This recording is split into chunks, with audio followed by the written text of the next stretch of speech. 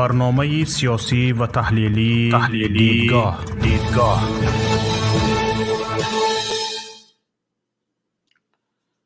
سلام عرض میکنم خدمت شما تماشابینان گرامی ما. خوش آمدید به برنامه نوبتی دیدگاه. امروز باز هم در خدمت شما شوکت محمد هستم و باز هم امروز ما درباره قضیه قزاقستان صحبت میکنیم. وضعیت در قزاقستان باز هم وخیمتر و تندتر می شود و امروز با خبر شدیم که حتی مردم به سلاح دست یافتند. که ها به این مردم سلاح تقسیم میکنند؟ به مردمی که سلاح نداشت. سلاح را از کجا پیدا کردند؟ و باز هم با خبر شدیم که امروزها حکومت جانب مردم سلاح میکشاید، تیر میاندازد و با خبر شدیم که چندین نفر علاقه کشته شدگی هستند، به قتل رسیدگی هستند. حتی از جانب پلیس چندین نفر کشته شدند. حتی شنیدیم که نفرانی که میخواستند از حقوقهای خود دفاع کنند، حق خود را طلب کنند، به شهادت رسیدند. این به نهایت تشویش آور است و واقعا هم بازگویی آن است که امروزها در قزاقستان حکومت به فهمش جامعه دموکراتی تا به حال رفته نرسیده است و مردمی که تظاهرات میکند و حق خودش را طلب میکند، حکومت فکر میکند که آنها به جنگ آمده اند، به جنگ علیه حکومت آمده اند و همین فکر و اندیشه در کشورهای آسیای میانه تا به حال پایدار ایستاده است و حتی همین کلمه های تظاهرات، گردی همایی، تجمع مردم، میتینگ، فلش ماب، این گونه کلمه ها بیشتر حکومت ها در آسیای مرکزی را میترساند. این گونه کلمه ها بیشتر در حکومت های کشورهای آسیای مرکزی از جمله تاجیکستان به معنای جنگ، به معنای خشونت شناخته می شود، دانسته می شود و هر وقت که مردم چندین نفر جمع شدن از حق خود دفاع کردن، هرچند زن باشد خانم باشد هم، حکومت در آنها تهدید به خود را می‌بیند. درست است، تهدید به شما هست، وجود دارد، اما تهدید آسایشته و وقتی که معلوم می شود از روی اظهار آنها، از روی تظاهرات مردم، از روی نارضایت مردم، بیان آزاد مردم، وقتی که واقعا معین می شود که شما حکومتداران خطا کرده ایستاده اید، سیاست را نادرست برده ایستاده اید، باید سر مردم را نکفانید، به سوی مردم تیر نکشایید، مردم به این مجبور نشود که به بدنش برنجلیت بگیرد، یعنی با جوشن سوی شما بیاید بعد از حق خودش دفاع کند. ببینید امروز در قزاقستان مردم مجبور به آن شدگی هستند که بدن خود برنجلیت بپوشند، بعد بیایند از حق خود دفاع کنند. این چی را نشان میدهد؟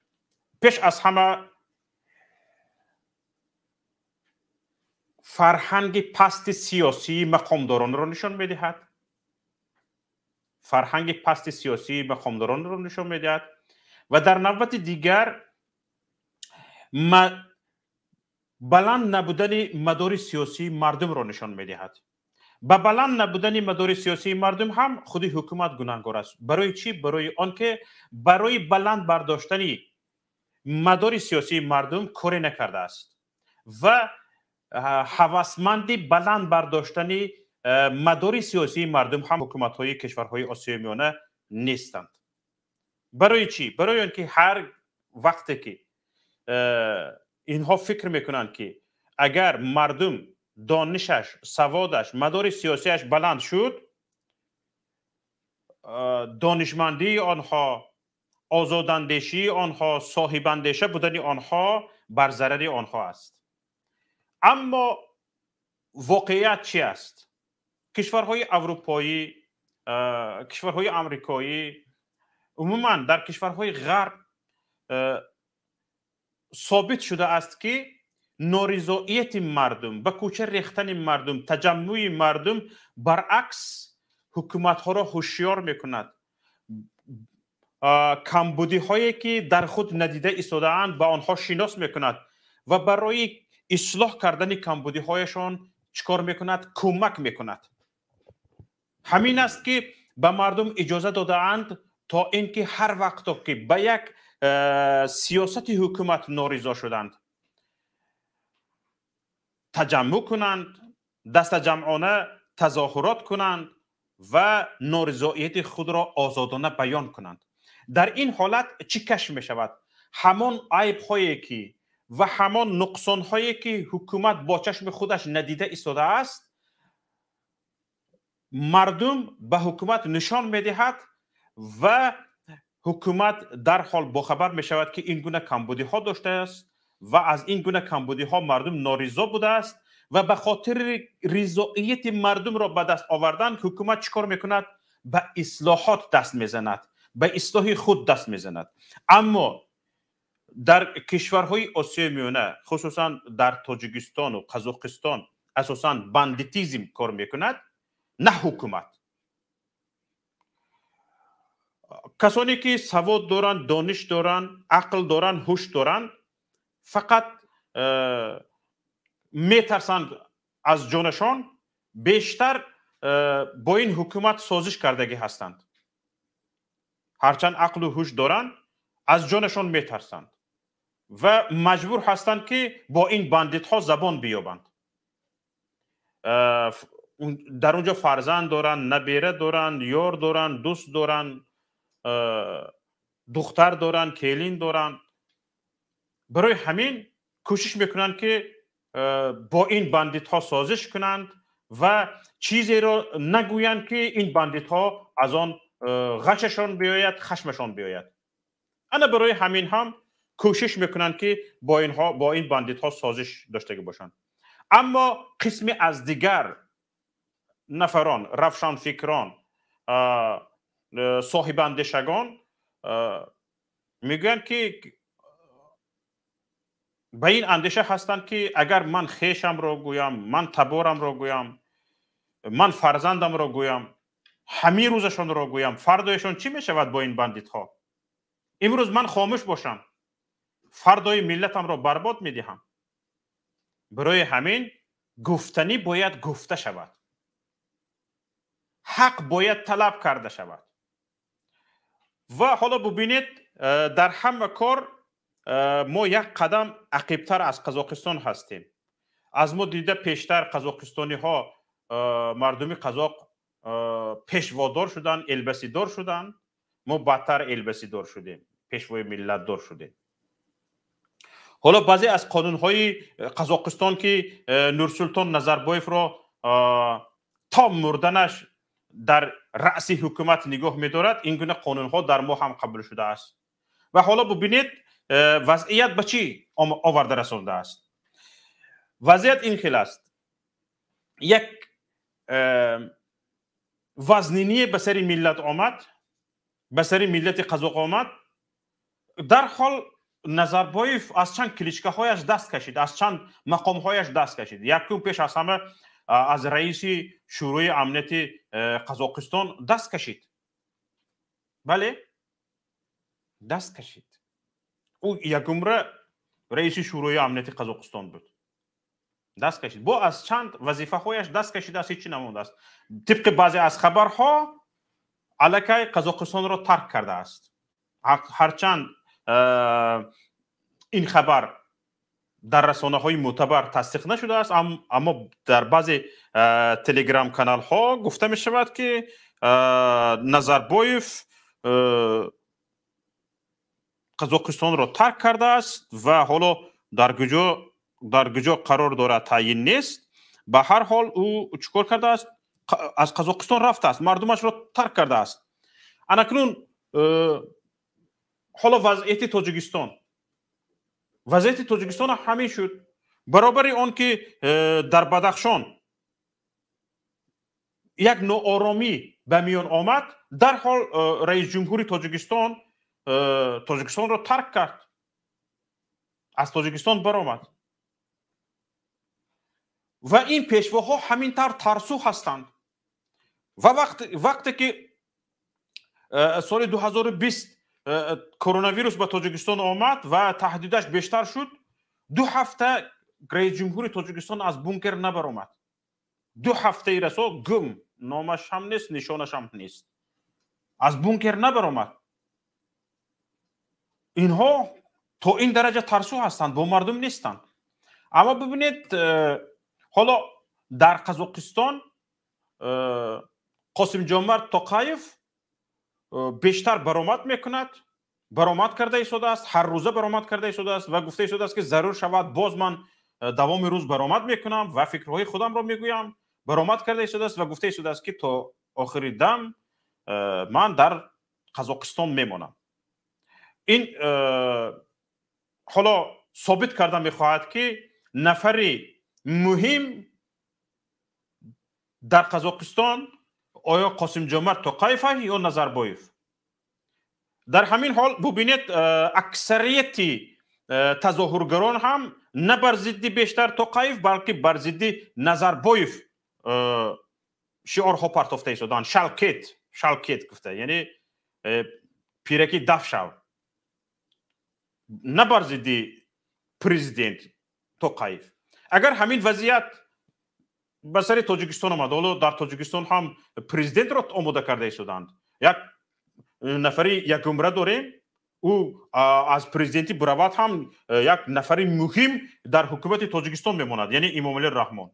حالا ببینید یک نفری مهم در رأس حکومت قزاقستان ماندن نظربایف به چه حالت آورده رسانده است؟ دو قطبگی. یک نفر تا کی میتواند که هم رسما شخص اول کشور باشد و هم فرمانبرداری کیم کدام یک پیرکی که در سابق پرزیدنت بود، که وی با سوء استفاده از مقامش خودش را پیشوای ملت گفته است، اساسگذار گفته است، این گفته است، وی گفته است و ها کذای دیگر. تا کی میتواند یک نفر طاقت کند؟ اگر در همین جای قاسم جمعت توقایف مثلا گریم در تاجیکستان همین رستم امامعلی باشد، هم وقتی که پرزیدنت شد دو قطبگی به میان بیاید و همین بی امنیتی به میان میبیاید. انا برای همین هم حالا پیش از آن که مردم بس دف شو گویند امامعلی رحمان دف میشد و این سیستمی ناموفقی که امروز ناموفق بودن خودش را در قزاقستان نشان داده ایستاده است، در تاجیکستان این را پیاده نمیکرد. حالا ببینید بیشتر مردم برای چی نارضا هستند در قزاقستان؟ برای آن مردم در قزاقستان نارضا هستند که یک نفر با وجود آن که از پرزیدنتی رفته است، امروز پرزیدنت قزاقستان نیست، نورسلطان نظربایف، یک شخص مهم بودن خودش را نگاه می‌دارد. با این شخص مهم بودنش در حکومت قزاقستان اهل اولادش مثل اهل اولاد امامعلی رحمان بسیار بیزنس ها را مونوپولی کردگی هستند و کدام نرخ را خواهند در بازار قزاقستان میمانند، چه احمقی از دستشان بیاید میکنند و اینجا یک قاسم جمعت توقایف همچون یک پاپوشک است. انا برای همین حالا ببینید رستم جان سر قدرت اومد در تاجیکستان. بسیار خوب. یگان خواهرش از یگان سیاستش نارضا شد، میرد پیش آتاجانش، پیش امامعلی رحمان. حتی رستم مرا این خیل کرده است، فلان جا را تنگ کرده، دامادت خفه، 6 تای در خانه قراش برآمدگی، بعضی سیروی فوش کردنی. اگر گپ گوش نکنه رستم چند گفتنی میبرم در تلویزیون، در شبکه‌های اجتماعی میگم، گفته ایستاده است چی میگویی؟ امامعلی زنگ بزنه رستم چیکده. رستم دم تا بگی که چند سیرو هاشی یزنت فوش میکنه داخلی چیزو فوش نکردن در کار. بعد چی خیل میشود؟ حکومت در دست یک اولاد بازیچه، بگوم نگو، برو نرو، بکن نکن. چی لازم است همین خیلی حکومت، یعنی در داخل یک اولاد یزن بازی، تقاب بازی، جیان بازی، امک بازی، خیریت یک امک داشتن مرد، خدا رحمتش کند، یک کم در غربت کم شد، حالا چند تقاها هستند. شاید او بیچاره جانش را گرفت خلاص شد، مرد خلاص شد از اینا. لیکن حالا ببینید وضعیت چه خیلی است. اند همین شرایط امروزی قزاقستان باید به تاجیکستان دست باشد. حالا ببینید کارشناس تاجیک چی میگه؟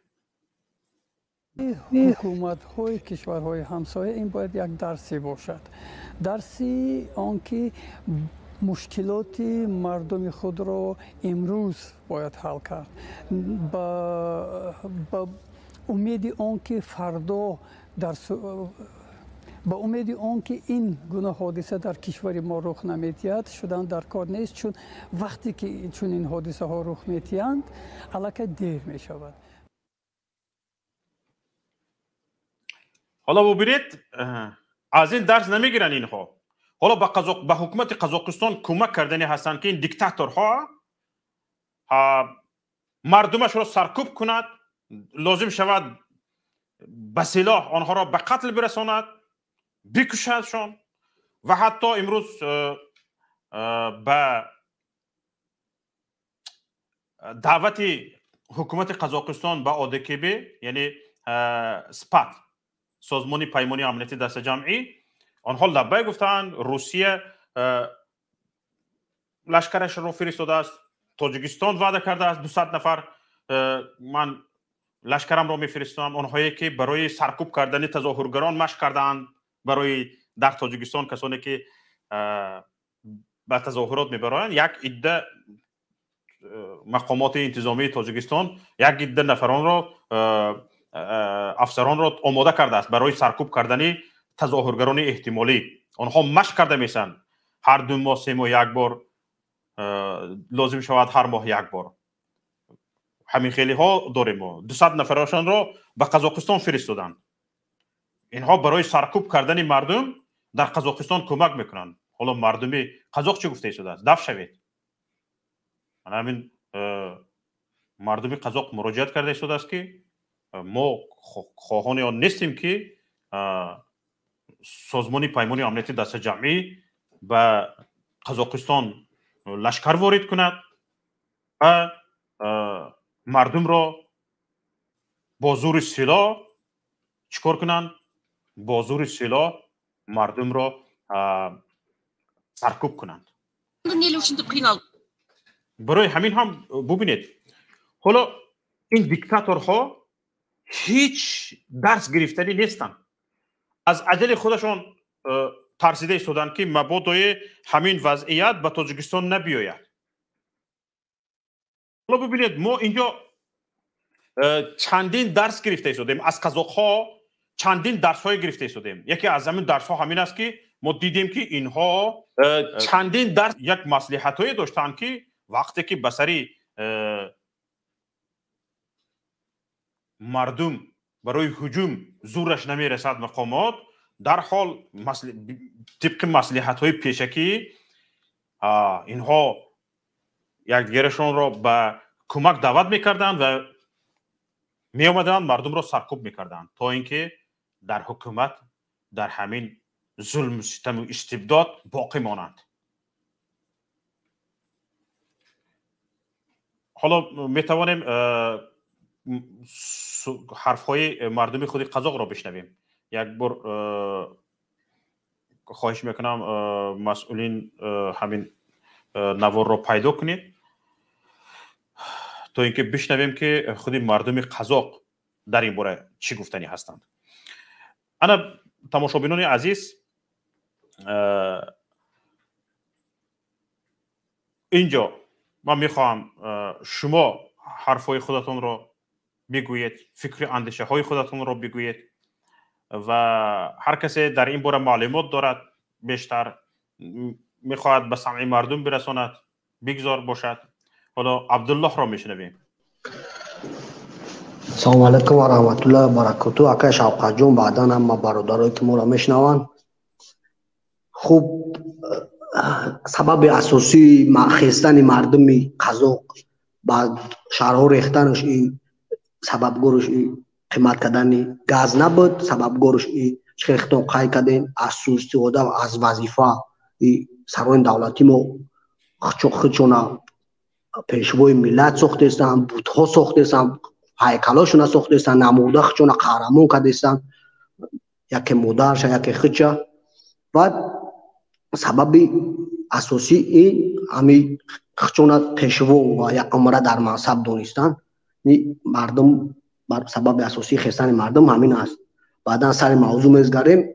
ODKB اکا شوقت اصلا یک گروپیروفکا ارگانیزانی گروپیروفکا پرستupність بگیم میشود یورا هم 6 دولتی که در ODKB بعد چقدر که ما خبر دارم 6 دولتی که در ODKB هست همه دولت ها علم روسیه سر کرده همش دیکتاتوران در همش ظلمه در همش ظلمی های کسی که پیگیری میکنه کسی که تماشا میکنه برادران میفهمن هر روز در یک 6 دولت یکی از این دولت ها یک تظاهرات معاهده باشه ناراضگی خلق میشه و این دیکتاتوری که ODKB و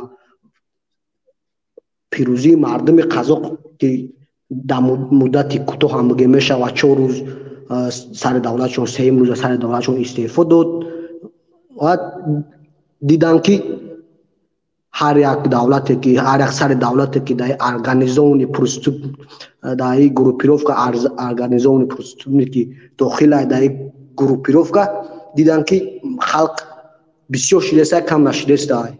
بعدا این تاجیکستانی ما قرقیز روسیه که بعد دانستگی ما 3600 سرباز شروع کردگی دروغ هم هست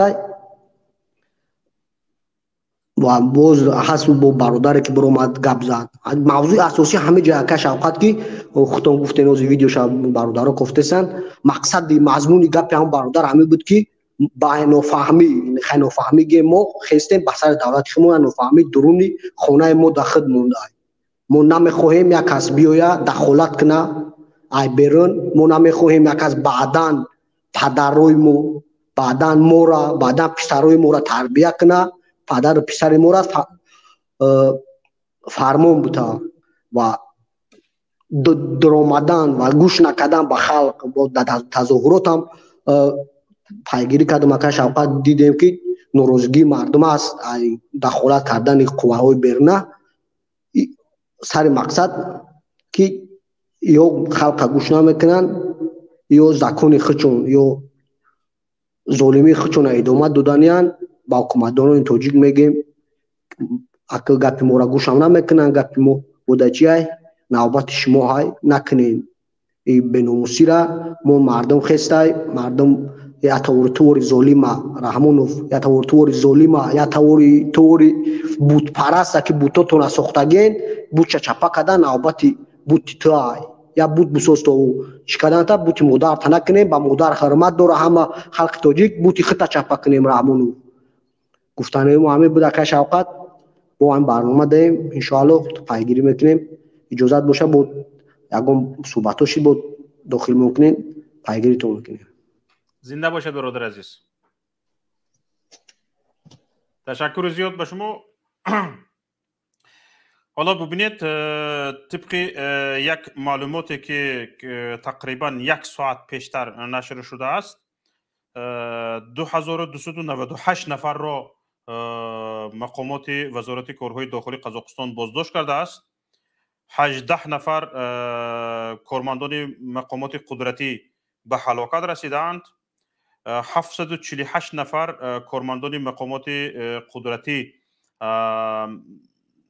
یعنی زخمدار شدند آسیب دیدند. و حالا ببینید مردم قزاقستان در کامنتاری های خبرها گفته شدند که در همین شرح خبرها گفته شدند که حکومتی که برای سرکوب کردن ملت خودش از بیرون قوه می درآورد بعد چگونه میتوان با این حکومت باور کرد و در سر قدرت ماندن این حکومت راضی بود. حالا ببینید مردم قرغیز امروز از حکومتشان طلب کرده ایستادند که در حالی که مقامات تاجیکستان گفتند ما 200 نفر رو میفرستانیم، مردم قرغیز گفته ایستادند که نفرستانید. از حکومتشان طلب کرده ایستادند که ما راضی نیستیم که حکومت قرغیزستان به قزاقستان گروهی سرکوبگر بفرستد. حالا گوش کنید یک بار. Қиналып тұрады. Қазақстанның балдарының, қазақ балдарының қаны төгіліп ата-енесі илап тұрышады. Ал эми мындай тарих біздің башымыздан өткөнчүлүк болуп турат. Бізде дагы ушундай бир Тажикстанда болуп калабы, же Кыргызстанда армия баш суверендүү мамлекетке кирбеши керек.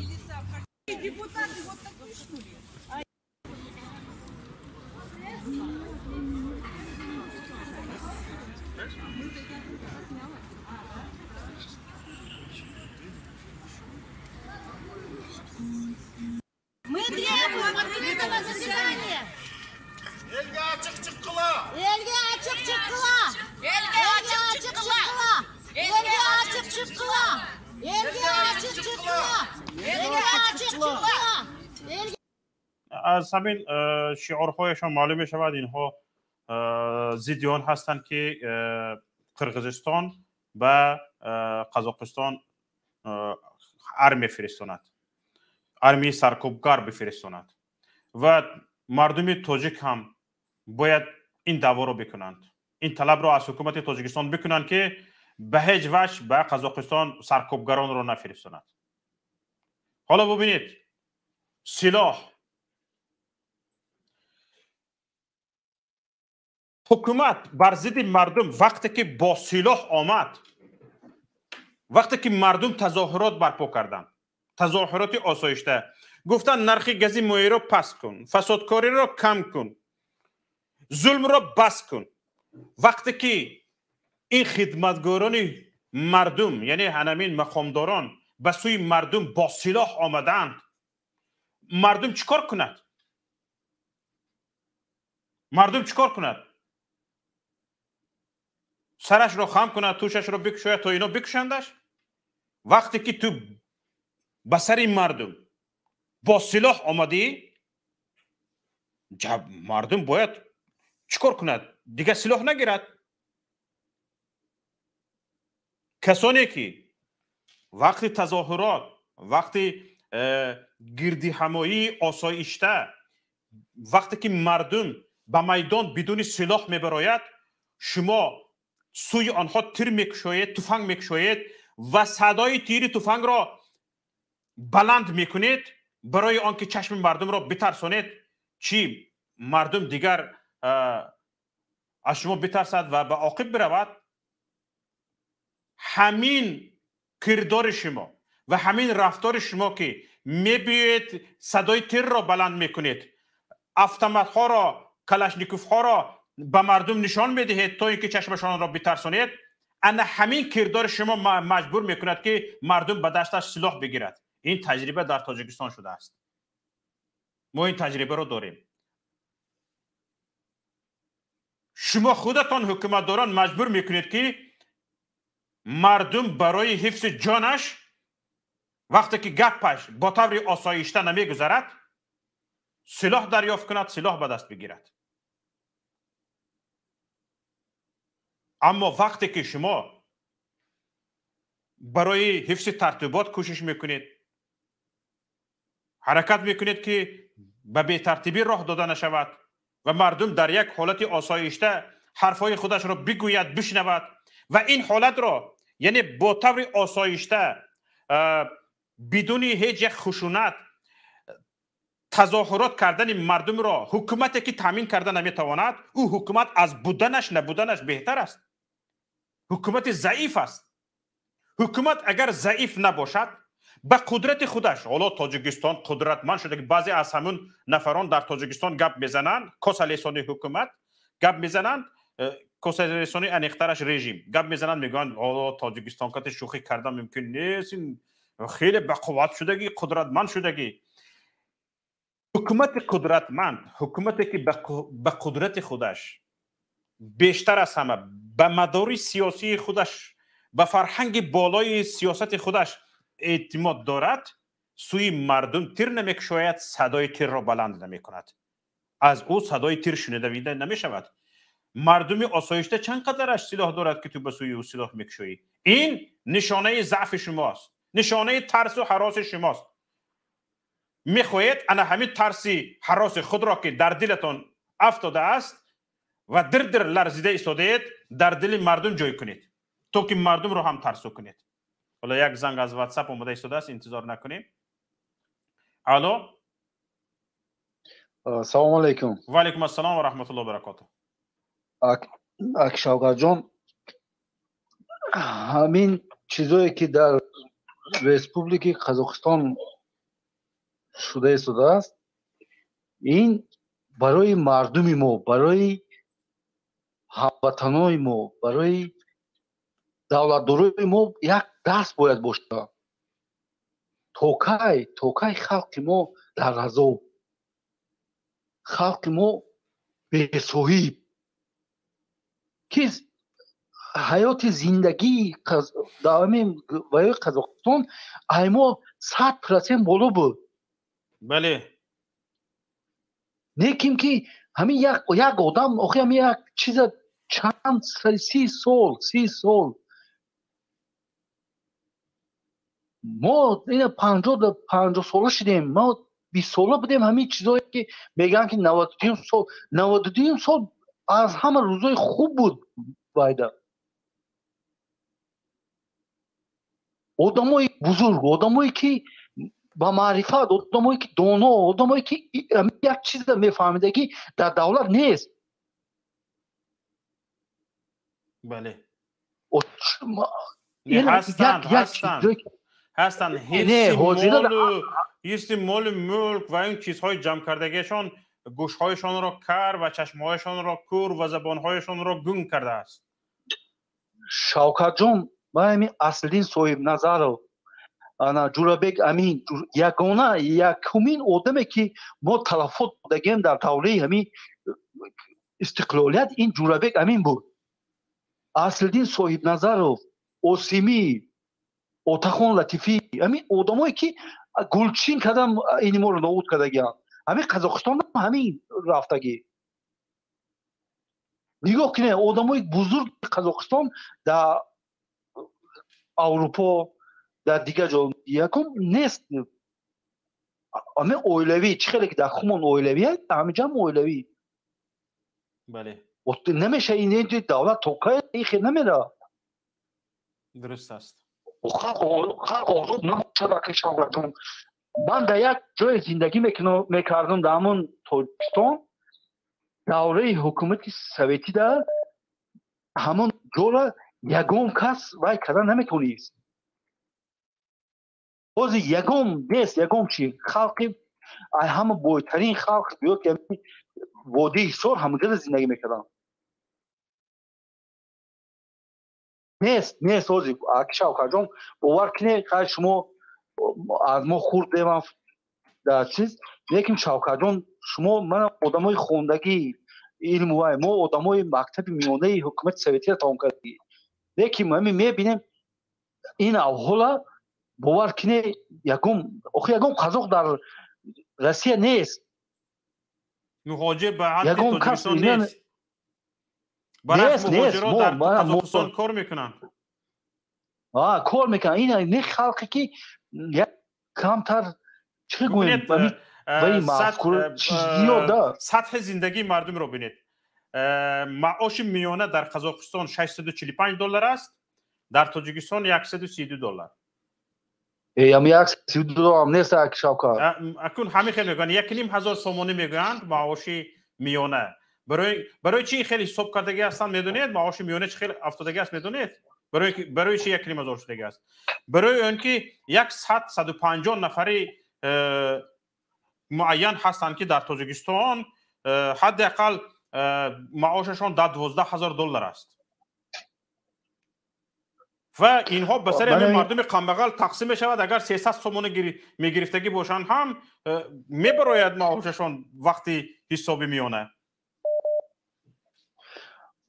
من که شوکت نیوب کرد که این دولت در قزاقستان جایی که همه چی هست من بسیار میرم ده من امین ماشینی وای دارم بسیار میرم امین شهر قزاقستان خود زندگی ایمو همه تماما فرق داره بله حالا همه چی وای هست تشکر برادر عزیز حالا کامپیوتر نوتبوک من رو در امان خدا باشه اکی شوکت خداوند شما رو نگهبان باشه زنده باشید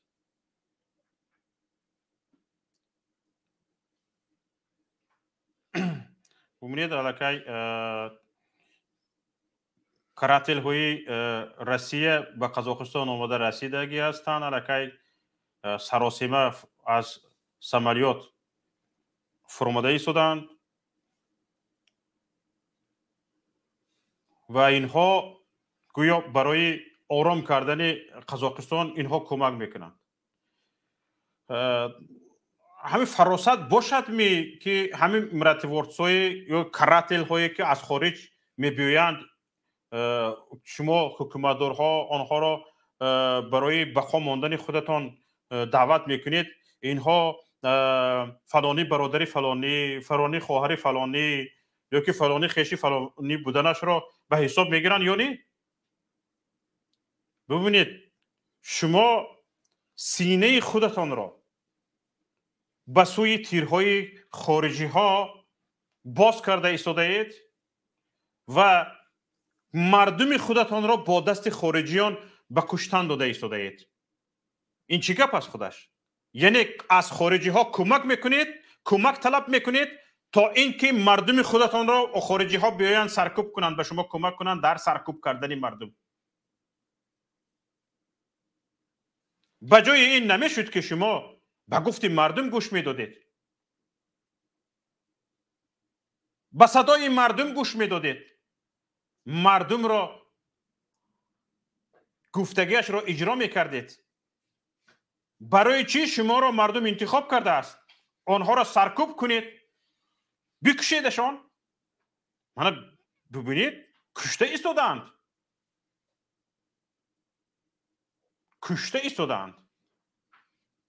از مرده ها خبر است از به قتل رسیده ها خبر است یک زنگ از واتساپ از تاجیکستان زنگ زده ایستادند الو سلام بابا جون و علیکم السلام و رحمت الله بابا جان نفهم بابا جان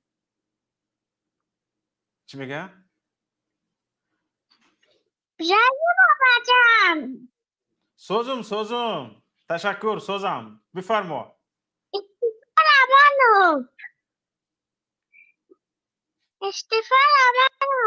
ما استعفا امام علی رحمان من استعفا رحمان فاز تاجیکستان گفته شده است با واسط تو بله من جام کنید و گیرید من تو کودک ها رفته رسیده است زنده باشید تشکر زیاد تشکر به پدرتان تشکر به مادرتان تشکر به تربیت دادگیتان زنده باشید خداوند امید داریم که تعداد شما برای کودکان روشندل زیاد می شود و انشالله که این گونه سخنها این گونه حرفها خیلی امیدوار کننده هستند نفر بعدی عبدالله بفرمایید سلام علیکم برادر شوکت محمد علیکم السلام و رحمت الله من ساز میبیم صدایتون خوب است من یک چیز گفتنی بودم که یعنی من یک همچون شهروند جمهوری تاجیکستان یعنی من پروتیفم که دولت ما یعنی واینیوشتونه یک میسالداتاشونه با قزاقستان فرستانه همین را گفتنی بودم همین تمام رحمت سلام همین کراتل هایی که روسیه به تاجیکستان فرستاده بود بله برده بودم مرتبورتسویه بله یا پروست مرتبورتسو بودن که انمی سانگا که 23 سال در ترمه شیشتگی را آوردن رئیس فرانت خلقی کردن و مردم تاجیکستان را به کشتن دادن یک ترمچی که آورد انمی مرتبورتسوی امی کیوچکوف همین کلاشکوف مرتبات شده رفتگی بود. солдатои Русия тавассути Тошкан тавассути Термиз бурдагӣ буд. Ҳаминҳо буданд ки ҳамин Сангака бурдан Тошканд бо Ислом Каримов гап заронданд, оварданд раиси фронти халқиш карданд ва тамоми мардумро аз дами теғи Сангак Сафаров гузаронданд, мардуме ки дар дохили Тоҷикистон буданд. шароити гирифта рафтан надоштанд. аз таги дами теғи ҳамин Сангак Сафаров ҳамин раис фронти халқӣ ки ҳамин Сангак Сафаров ҳамин раис ҷумҳури Тоҷикистон Эмомалӣ Раҳмонро ба сари қудрат овард. хайр ин як гаранг аст. иншоалло ман як дусемо президенти кунад зада мегирам ҳукумата гуфта. аммо ин гаранг кӯшорӣ кард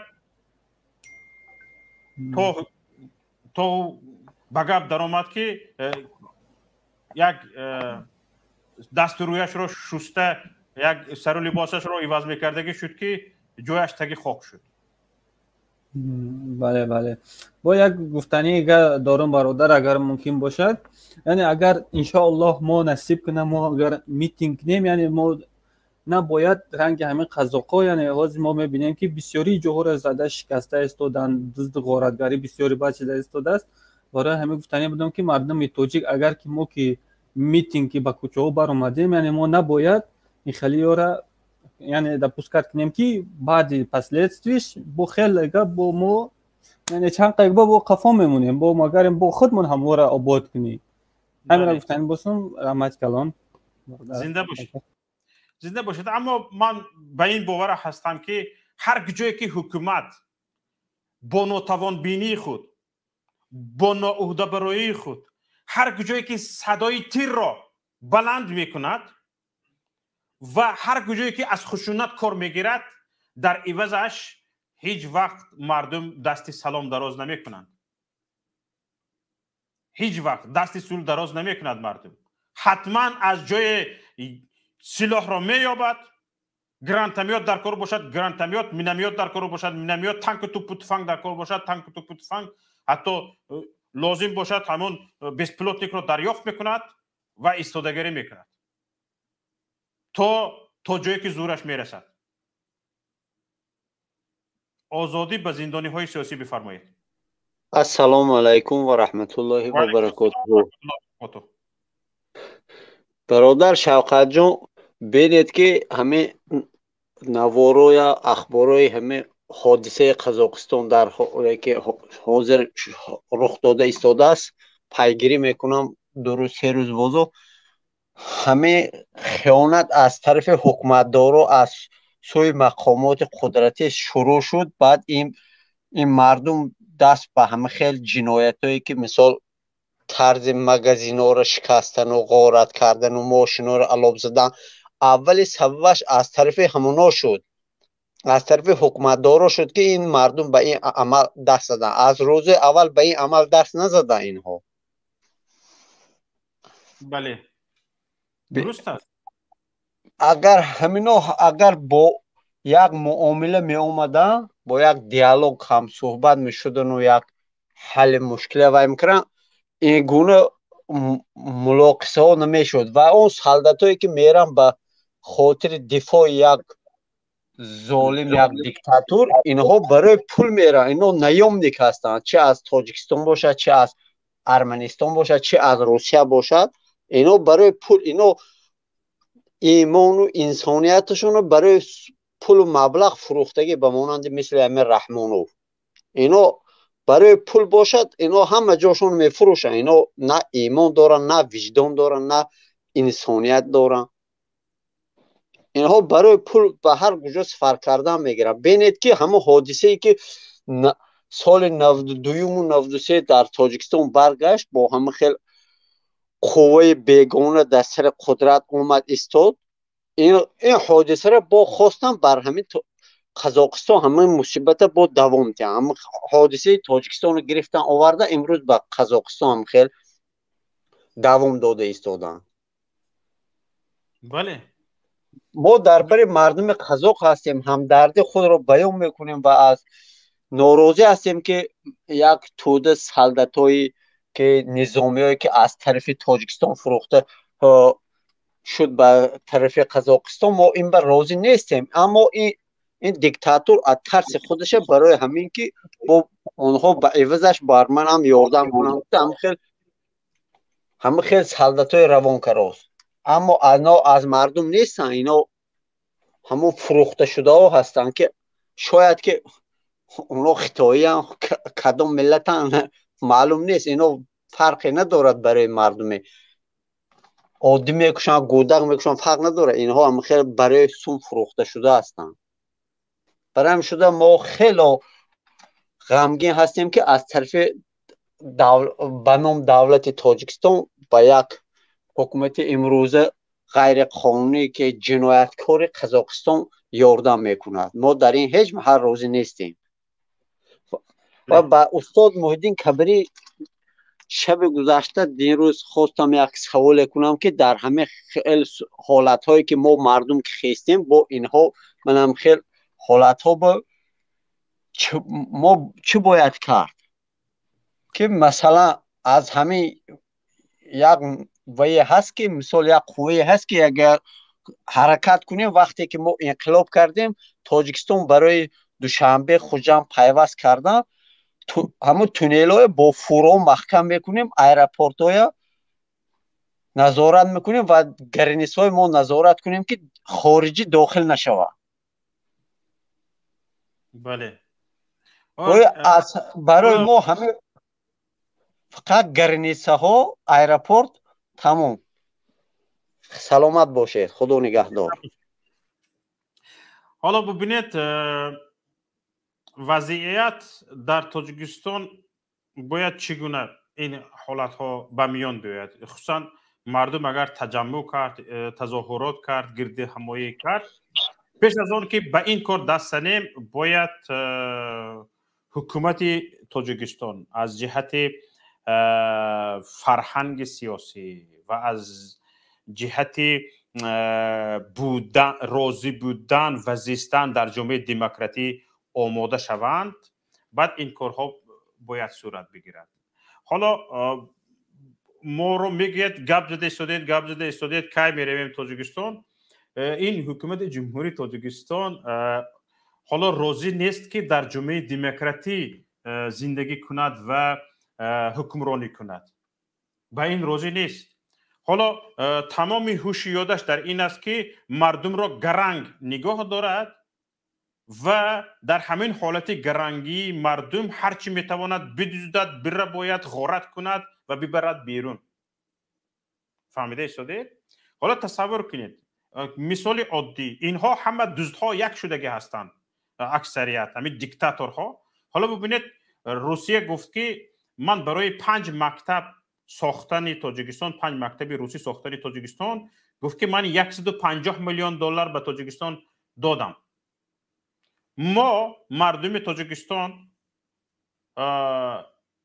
بار این را میبرداریم که برای 5 مکتب روسیه 150 میلیون دلار پول فرستاده است حالا ببینید آیا به بینای یک مکتب 30 میلیون دلار پول مصرف می شود؟ نه ماکسیموم 5 میلیون دلار پول صرف می شود ماکسیموم به تمام تجهیزاتش ماکسیموم 5 میلیون دلار پول صرف می شود به تمام تجهیزاتش و چند طبقگی این مکتب رو بسیار آشوانه پوشیدن ممکن نیست اجازه نیست برای بسیار آشوانه پوشیدن مکتب قاعده و قانون همین است اما ماکسیموم پول صرف شود 5 میلیون دلاری پول صرف می شود اناکنون 5 میلیون 25 میلیون دلار شد 125 میلیونش کجا شد همین روزهای فسادکار به اینها باز 25 میلیون دلار دیگر میتونن دهانشان رو میپوشن 100 میلیون دلار دیگر در روسیه میموند ما تاجیک ها این رو میبرداریم که 150 میلیون دلار از روسیه برای 5 مکتبمان پول گرفته ایم همین است کور اینها مثلا گریم مردم حالا با 150 میلیون دلار چند مکتب دیگر پوشیده میشد اگر به هر یک مکتب 5 میلیون دلاری پول صرف شود 30 مکتب پوشیده میشد نه 5 مکتب فهمیده شدید از 25 مکتب دیگر محروم شدیم ما. این پول ها به دست دوستها رفته است. این دوستها نمیخواهند که مردم تظاهرات کند، مردم جمع شود، از حق خودش طلب کند و این پول را بگیرد به دست خودش باز 25 مکتب دیگر بپوشد. نفر بعدی از واتساپ. سلام علیکم. و علیکم السلام و رحمت الله و برکاته. اکوی شفقت جان، من شما یک خواهش دارم. بفرمایید. شما بسیار با مهاجرات صحبت کردید. همه مخالفان صحبت کردن، ما همه میدونیم یعنی شما را. من از شما خواهش میکنم که شما با کارمندای داخلی تاجیکستان خواهش کنید، یعنی که فهمانید بیاره که و خلق کمبغل وقتی که ما میخیزیم تیر نکشایم. باید باید همه فهمند که ما دوست هستیم و ما هیچ گندگی نمیخواهیم و فقط عوضی حکومت میخواهیم دیگه. یگان چی؟ بله درست است. اما برادر عزیز ببینید این حکومت چنان رویش را سیاه کرده است. وزنینی روسیاگیش، وزنینی جنایت هایش مثل کوه قاف شده است. یعنی افسانوی شده است. یعنی برکشش در روی زمین نیست. اونقدر همه را سیاه کرده است، اونقدر ترازوی اعمال سیاهش وزنین شده است که آیا من و شما همه را راضی کرده میتوانیم که در حالت تظاهرات به قصاصگیری دست نزنند؟ من میدونم که اون کارمندای بلند پایه و یا هیچ وقت این چیز نمیخواهند.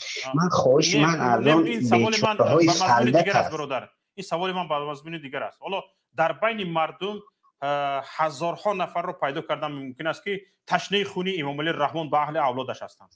آیا مردم پیش راه اینها را گرفته میتواند؟ نمیتواند.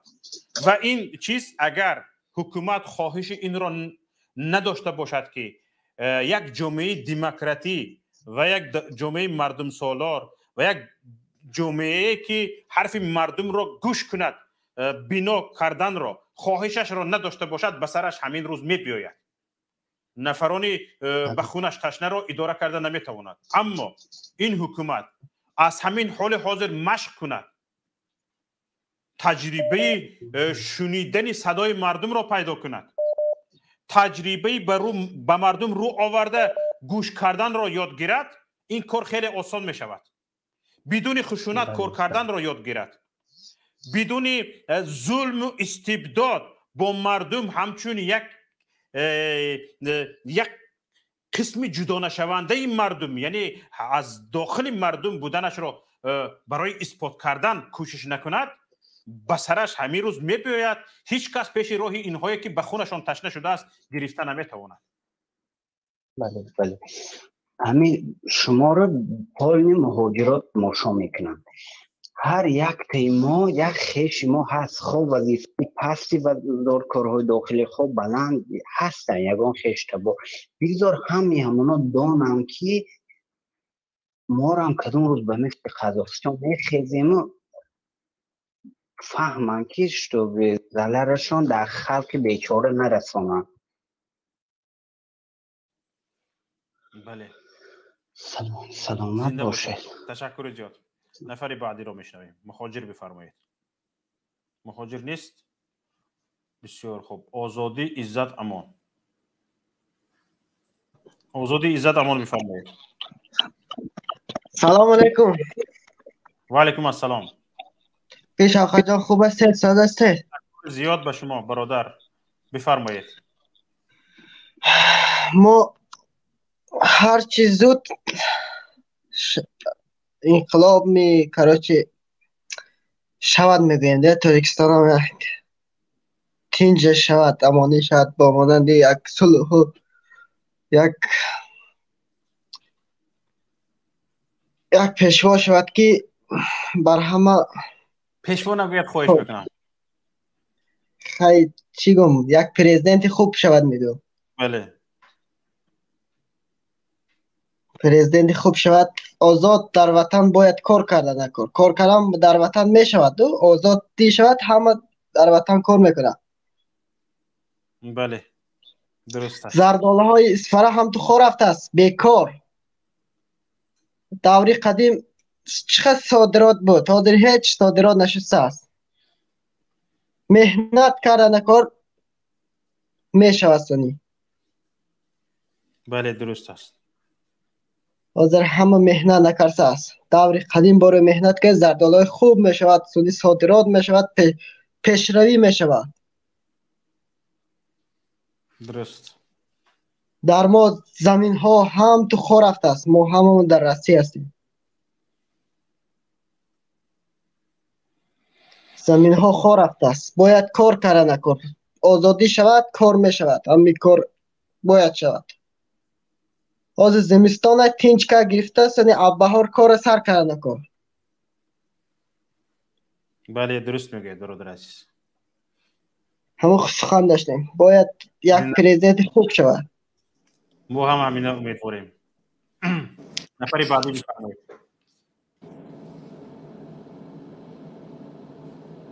الو 907. سلام علیکم و رحمت الله. و علیکم السلام و رحمت الله و برکاته. من یک آدم گراجانین تاجیکستان طلب میکنم که یگام سالداد نرود. اگر депутату агар ҳами кораш мо иҷозат дия иншоаллоҳ ҷавоб мегеда ин кортон. Ягон кас бояд наравад, хуш нашавад ауҷа. Салому алейкум ва раҳматуллоҳ. Раҳмонов истеъфо бар модарат Наълат Раҳмонов. ҳаминаш. Саломат бошед. Зинда бошед. Ман аз миллат бифармоед. Ассалому алейкум ва раҳматуллоҳ бародар. Ва алейкум ассалом ва раҳматуллоҳ. Аммо бародарое ки ба Қазоқистон мераванд, аямо гуфтанӣ ҳастем ки нараванд. Вообще чӣ хел бигӯм? Яъне ки аз фармони як тоғут ба фармони дигар тоғут мераванд. Яъне ки мабодо рафтаву дар он ҷо худо нохоста бошад. Агар тир бихӯранд чӣ? Баъд дунёш ку як тараф, охират чӣ мешавад? برادران نروین. بیاین همین ملت، همین وطن خودمون، همین پیشوایی که امیر یک طرف کنیم، وطن خودمون ایسر آباد کنیم، یک تاجیکستانی نو بسازیم. ما باید همین ملت خودمون پیش بریم. درست میگه برادران عزیز، التماس نروین. واقعا 100% همین برادر حق را گفته ایستادند، حقیقت را گفته ایستادند.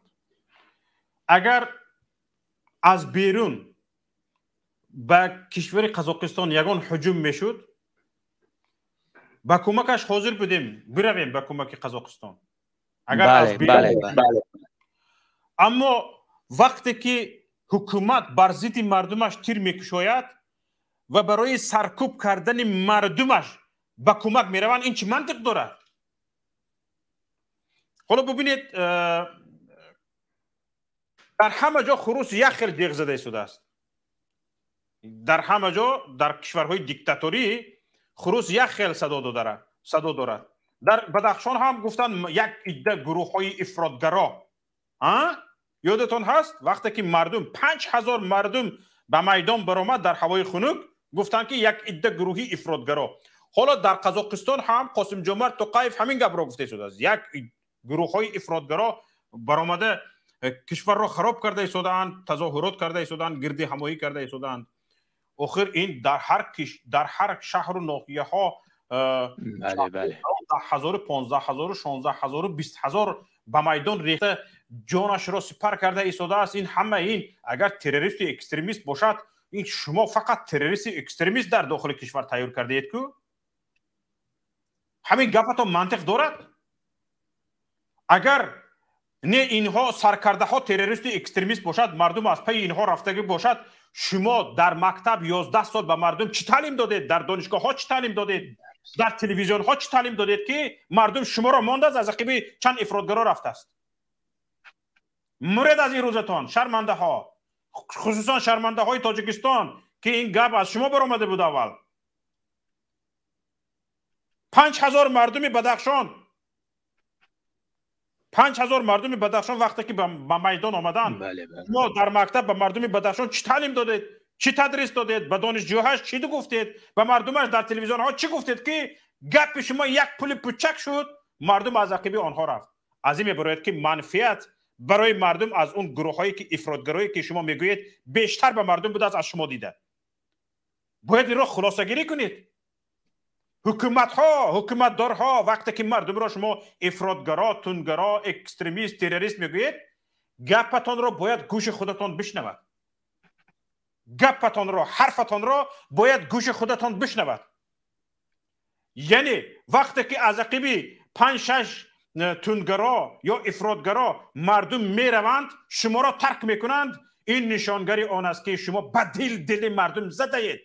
از شما دیده از او افراطگراها یکی شما میگوید منفعت به مردم بیشتر بوده است.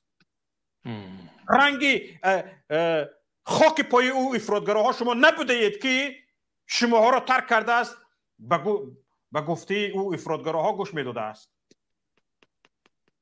باید حرفایی که میگوید امروز گوش خودتان بشنود. چند گروهی معلومی افراطگرا، بله برادر، اما برادرایی که میروان باید بدونن که با ضد کی میجنگن یا که ضد کی عراق میبردارن. باید بدونن اونجا ملت با ضد ملت کوشش میکنن. برای در قدرت موندن یک ظالم مردم برای کمک کنی میرون. درست. سلامت باشه برادر. با شما بردباری ها. زنده باشید. باید زنگ از واتساپ. الو. سلام علیکم. و علیکم السلام و رحمت الله. آقای شوکت جان، نظم شما خوبه؟ تشکر با شما. زنده باشید. بفرمایید. برادر من همین گفتنیم با همین سالداتای همین خدمات که نروان در همین کانالای همین یوتیوبی گفتن که کدام میآید خفا نشین میگه ما اینجا وطن خودمون به هیچ کس نمیتیم. قزاق‌ها میگن. بله گفته شدن همین خیلی. گفته شدن که اگر مسئله داخلی ما دخالت نکنید. دخالت کردید با جزای خود را میتیم. مردم گفته شده است. ها بله همین خیلی. اگر روان از اون طرف رنگ پوشش میاسد بکشن میارن یگان دیگر چیز دیگه نمیشد. وای بلمی وای بچه می مادر تاجیک میموند و خلاص. بله برای همین بچه های التماس بچه های خلق فقط هم وطن خودمون آباد کنیم لوچی یک بالا کنیم همین ظلم بگیریم تمام همین نغزه دیگه یگان کار دیگه کردن در کار نیست. این وطن خودمون آباد کنن لکن. درست است. همین خیلی اینها باز اقلا در گپ زدن فکر نمیکنن، اندیشه نمیکنن که همین گپ هم چی مضمون داشته باشه. ولی شما نفرانی که بر ضدتان خسته‌اند یراق شده یراق میکشوید چه جیم میایستد کلش خم کنه تو تیر میاندازی میوبد از جای نبودگیش یراق را. حالا اینها بعد تو آبادکاری او تروریست است، خودت تروریست. بر ضد مردم تو سلاح میکشایی، بر ضد مردم آسایشته تو سلاح میکشایی. او باید جیم بیستد به هلاکت برسد. مبادا اگر سلاح یافت بر ضد تو تیر کشاد خود جانش را محافظت کرد، نه او تروریست است. این چی منطق است؟ این همون پیشوا پسر خچه رایی کند. حالا یادم نیست در کجای خوانده بودم، همین در سازمان ملل متحد یک قرار قبول شدگی است. مردم مضمون همین قرار این است: مردم اگر با طور آسایشته حق خودش را از حکومت طلب کردن نتوند، حق خودش را از حکومت طلب کردن نتوند، میتواند از سلاح کار بگیرد. حکومتی که بر ضد مردم با سلاح سر کار بگیرد، مردم حق دارد با سلاح این حکومتی ظالم را از بین ببرد. حالا در کجای خوانده بودم در یادم نیست. این گپ مسئولیت دارد برادران عزیز، شنوندگان گرامی، تماشابینان عزیز گرامی. میبخشاتن اکای شوکت چیز دیگه را گفتنیم این که تروریستی نیست. این از فهمش کمی مردم شما استفاده کرده آنها را تروریست گفته. بر ضد آنها خودتان را حقدار میدونید که بر ضد آنها تیر بکشید، اما این حق را به آنها بلندترین قانون انا همون قرارهای سازمان ملل متحد داده است. وقتی که شما تیر میکشید در جواب تیر گرفتنتون این قانونی است. باید تیر نکشید سوی مردم، مردم را به هلاکت نرسونید، مردم را گوش کنید، به مردم حق بدید که حق خودش را حفظ کند، گپ خودش را بگوید. اما وقتی که در جواب گپ شما تیر کشیدید، تیر جواب دادید، دیگه او همه در و دروازه های خشونت را باز کردید خودتان و جوابش را همین چخیره که دادید کردید میگیرید. گپ زدنی بدید برادر. این دیکتاتورها دست همدیگر را گرفته ایستادند حاضر. برای همین باید خلق ما فهمد این چیزا. بله. نرود به هیچ وجه یگان نفر تاجیکستانی روزی نباشد که به قزاقستان برای سرکوب کردن مردم آسایشته تاجیکستان لشکر فرستاند.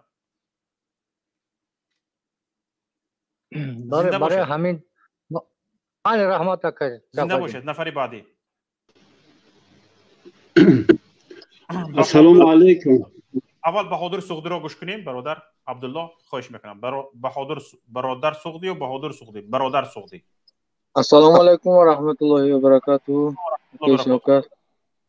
سلام خود رو به همه مردم تاجیک میرسونیم. اکو یک گپ است که اکای شوکت این گپا وقتی که با همون عسکرای تاجیک کماند بعد میشد پرکاز میشد و یا انکار کرد نمیتونن و یا چی بکی و از جانب دولت جزا میتونن این گپا نمیشدگی ده و پرکاز میشد کار نداره. حق انکار کردن دارد. حق اینشه نمیدونم که اینشه یا همین اساس برآمده رفتن در کار اکای شوکت. این فکری شخصی من نه اساسا مهاجرو برآمده روند چی بکی اکبر رفته نمیتونن و یا میتونن که ایرپورت هم محکم کنن و یا میخوای فکرای جزیر دارن، میخوای و یا جزیر خودم دارن، نمیخوای خیلی یه وقتش رسیدگی برآمده رفتن در کار، یک برآمده رفتن در کار. بله. حالا برادر عزیز این رو باید یک و یک نفری ملت تاجیک بداند که حکومتی که آماده است به جای شنیدن حرف مردم تیر میکشاید، این حکومت در همین حالت با همین کردارش ثابت میسازد که ازوده هیچ چیز نمیبراید. وقتی که تو ازوده به گفت مردم به طلب مردم با گپ جواب دادن نداری، حکومت شده چی میشوی؟ رهبر شده چی میشوی؟ رئیس جمهور شده چی میشوی؟ گپتون توری، گپتون 100%. ما نوروزی ما این سردار رهبر و دولت بجای زبان تو تیر گپ میزند، سلاح بجای زبان تو تیر گپ میزند، سلاح گپ میزند، تنگ توپ و تفنگ گپ میزند.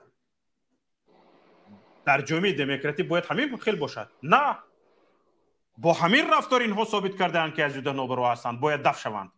در قزاقستان مردم قزاق باید همین حالت را از دست ندهد تا برکنار کردن آخرین نفر رژیم، چون که اینها وقتی که مردم را یک بار سرکوب کردن، جان گرفتن، مثل تاجیکستان، دیگه دیر می شود. حالا نظربایف رفته رفته خدا می شود، توقیف پیغمبر می شود. همین خیر رفتن میگیرن اینها خداهای زمینی می شوند. بعد نعوذ بالله خدا نشان ندهد. بعد مثل تاجیکستان معاش میانه $645 نیو، اینها نفت تو گاز داشته باشن، ما طلا داریم، نقره داریم، سرمه داریم، چند بایگری های زیاد داریم که نفت و گاز نرخش مثلا گریم یک کمتر قیمتتر از آب است. در عربستان سعودی در بعضی کشورها یک لیتر آب برابر نرخش برابر 3-4 لیتر محصولات نفتی است، بنزین است. 4 لیتر پول 4 لیتر بنزین به 1 لیتر آب میتید. اینقدر ارزان است چیزی. ما ده ها برابر 100 ها برابر این قیمت چیز داریم، کندنی های فایده‌ناک معدن داریم.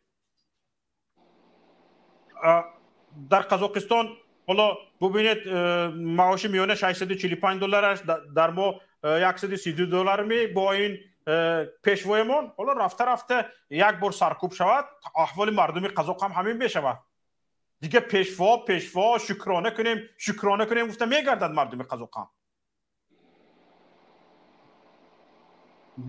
باید همین شکرانه کنی های ما به یک پیشوای گرنگ در قزاقستان پیشگیری کرده شود، وگرنه ولی قزاق مهاجر ندارد، قزاق برعکس مهاجر قبول میکند، به تمام روی دنیا پراکنده میشوند.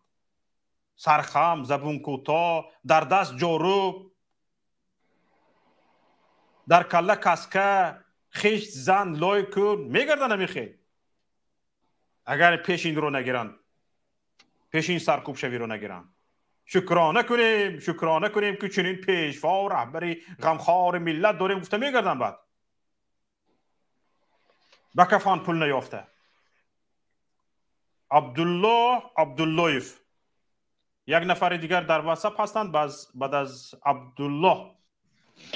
السلام علیکم و رحمت الله. السلام و رحمت الله و برکاته. آقای محمد شوقش نقش شما. تشکر به شما. شما در این برنامه‌تون گفته ایستادید که خیلی که من فهمیدم تا حال با امید است که از طرف از جانبدارای رحمانوف یک کس میبراید و گپ میزند. درست من فهمیدم؟ من با امید نیستم اما برآمده گپ زدن خوش آمدن گپ زنن. یگان مشکل نه که من گفتنی هم که حالی که این مبارزه های ما رو 5-6 سال شده، اگر 10 سال دیگر رود همیخه از طرفی و یا اون کس نمیبرد گپ زنن. با فکر من گپ زن برای که اونجا هم خوب هم به سواد و دزد و الکش و همین صاف هم آدمی که برای پول زندگی دارد هوایو جانب داری ویو یگام تایوایو تاجیک دوستدار و ملت دوستدار نیست. این نبود با فکر من. درست است. انا بعد دیومی سوال من که در وقتی یعنی انقلاب کردن خلق تاجیک یعنی ملتی خیتویی و مثال نیک روس اینها بر ما چی نمیبرویم مخالفت نمیکنن با خلق، یعنی ارتشی و این خلق روس و ارتشی کیتایی ها، یعنی که وقتی که مردم میخیزد. بله نگاه نداشت در قزاقستان چقدر ولی قزاق‌ها کمتر، حکومت قزاق، رژیم قزاق کمتر شرم کرده ایستاده است. هم بانوی زبانش با طور دیپلماتیک گفته ایستاده است. اگر این حالت به تاجیکستان بیاید، این امامعلی رحمان تجربه رو دارد، تجربه داد و فریاد کرده بیایید من مردم و بیایید تیزتر بیایید و من مردم، من به شما این خیل کرده بودم و این خیل کرده بودم و دور شما آمد که بیایید و من مردم. گفته دادزنی یک گان خیل حیا نمیکند، همه رو فریاد میکند تا اینکه مردمش رو سرکوب کنند بکشند. برای این اما برادر ببینید اینها فکر میکنند که همه مردم از جانش میترسد، از مردن میترسد.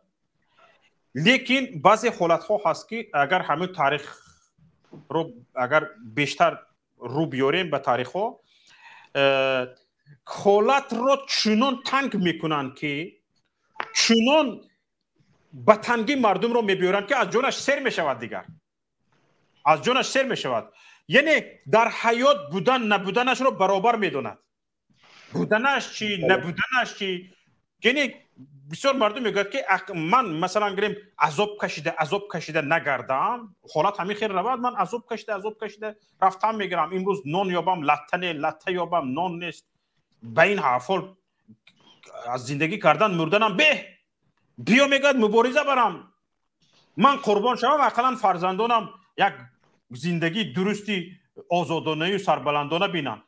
اگر به این خلاصه مردم رو آورده رسانده خطای رو آورده به سر مردم میبیاری، روسیه رو میبیاری، تنگ توپ و تفنگ بسپلاتنگ میبیاری، هیچ فایدت نمیکند. متاسفانه یا خوشبختانه که هم در قزاقستان و هم در تاجیکستان همین حالت علاقه آمده است. مردم از جانش همیشه تا همیشه سیر شده است. بالای اینکه با اون خلق قزاقستان چندها مراتبه زندگیشون از ما بالاتر و خوبتر است. بله، گندم ما به قزاقستان تامین میکند، یک قسم نفت و گاز به ما قزاقستان تامین میکند. بله برادر. یک چیز دیگه است که این نمیدونم حدیث است چیه که میگن اگر خدا بخواه شیطان هم در خدمت انسان میشوند، این رحمان فهمو شیطان شده حاضر.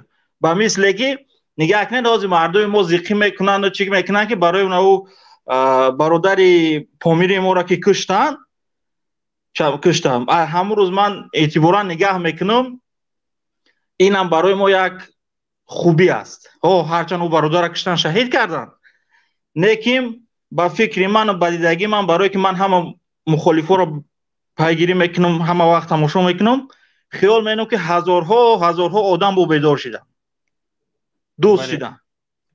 درست. تشکر زیاد برادر عزیز. زنگ رو از سلام باشید. زنگ واتساپ. الو.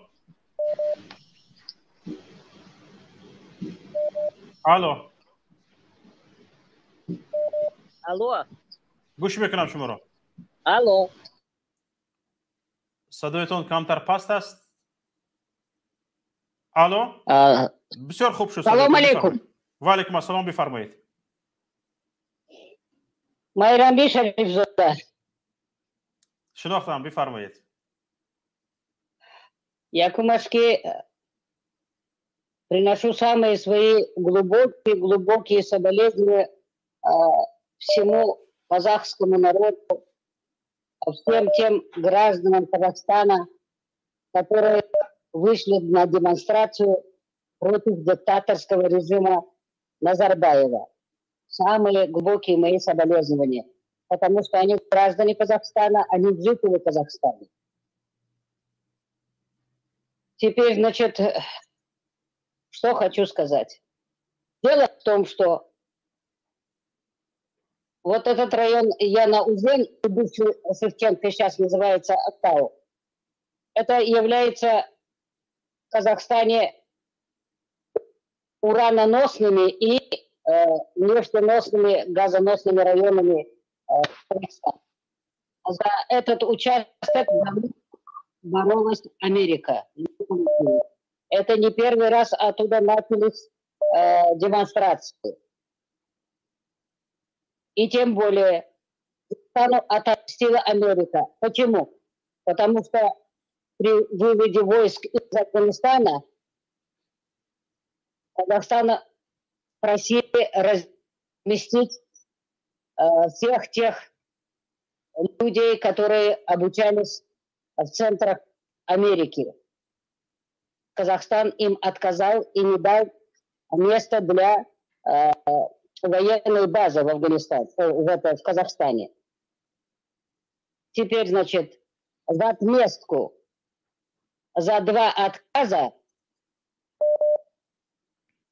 среди мирных граждан, демонстрантов, которые требовали свои законные права по всей территории Казахстана, организованно выпустили подготовленных людей, по 5 человек в группе, которые начали мирных демонстрантов шантажировать. Вот вопрос вам такой. Скажите, пожалуйста, кто раздавал оружие в группах? Вы ведь видели, как оружие раздавали? По чьей указке оружие раздавали? Весь мир видел, как смотали этих военнослужащих. Кто обезглавил этих военнослужащих и кто обезглавил работников правоохранительных органов?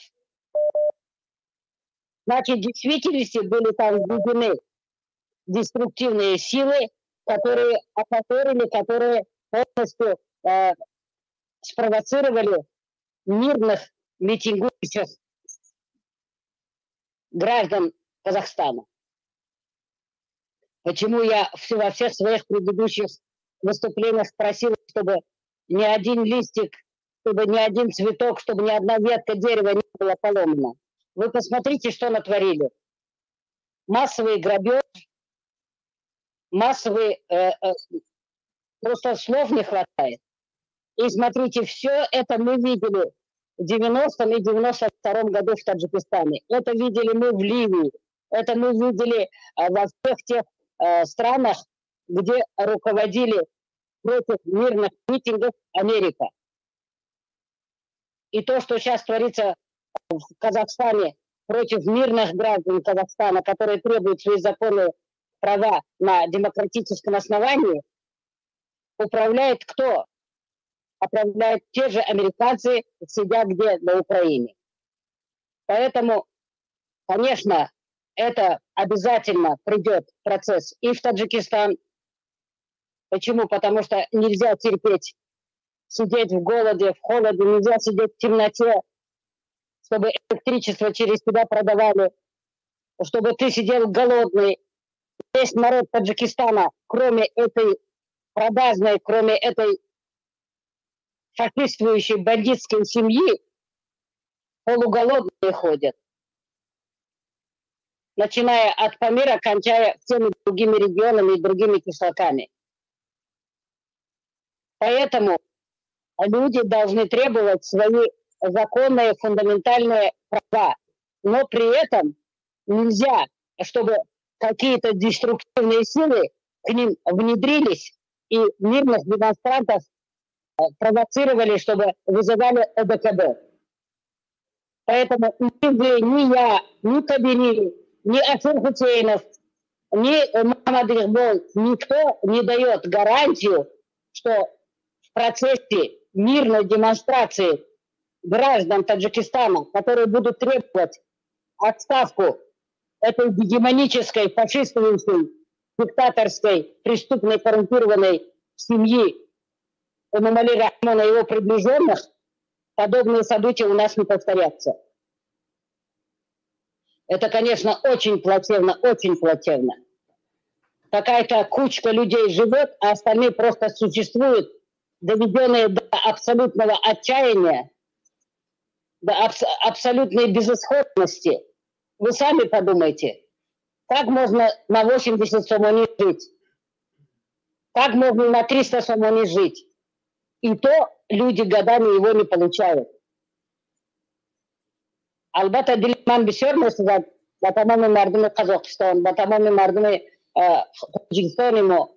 Лекин ягонтаи мо ваъда дода наметонем ки мардум бояд хезад бар зидди ин золимон, бар зидди ин хоинони миллат, бар зидди ин диктаторо, бар зидди ин одамхӯро, асобина ин оилаи Рахмонов.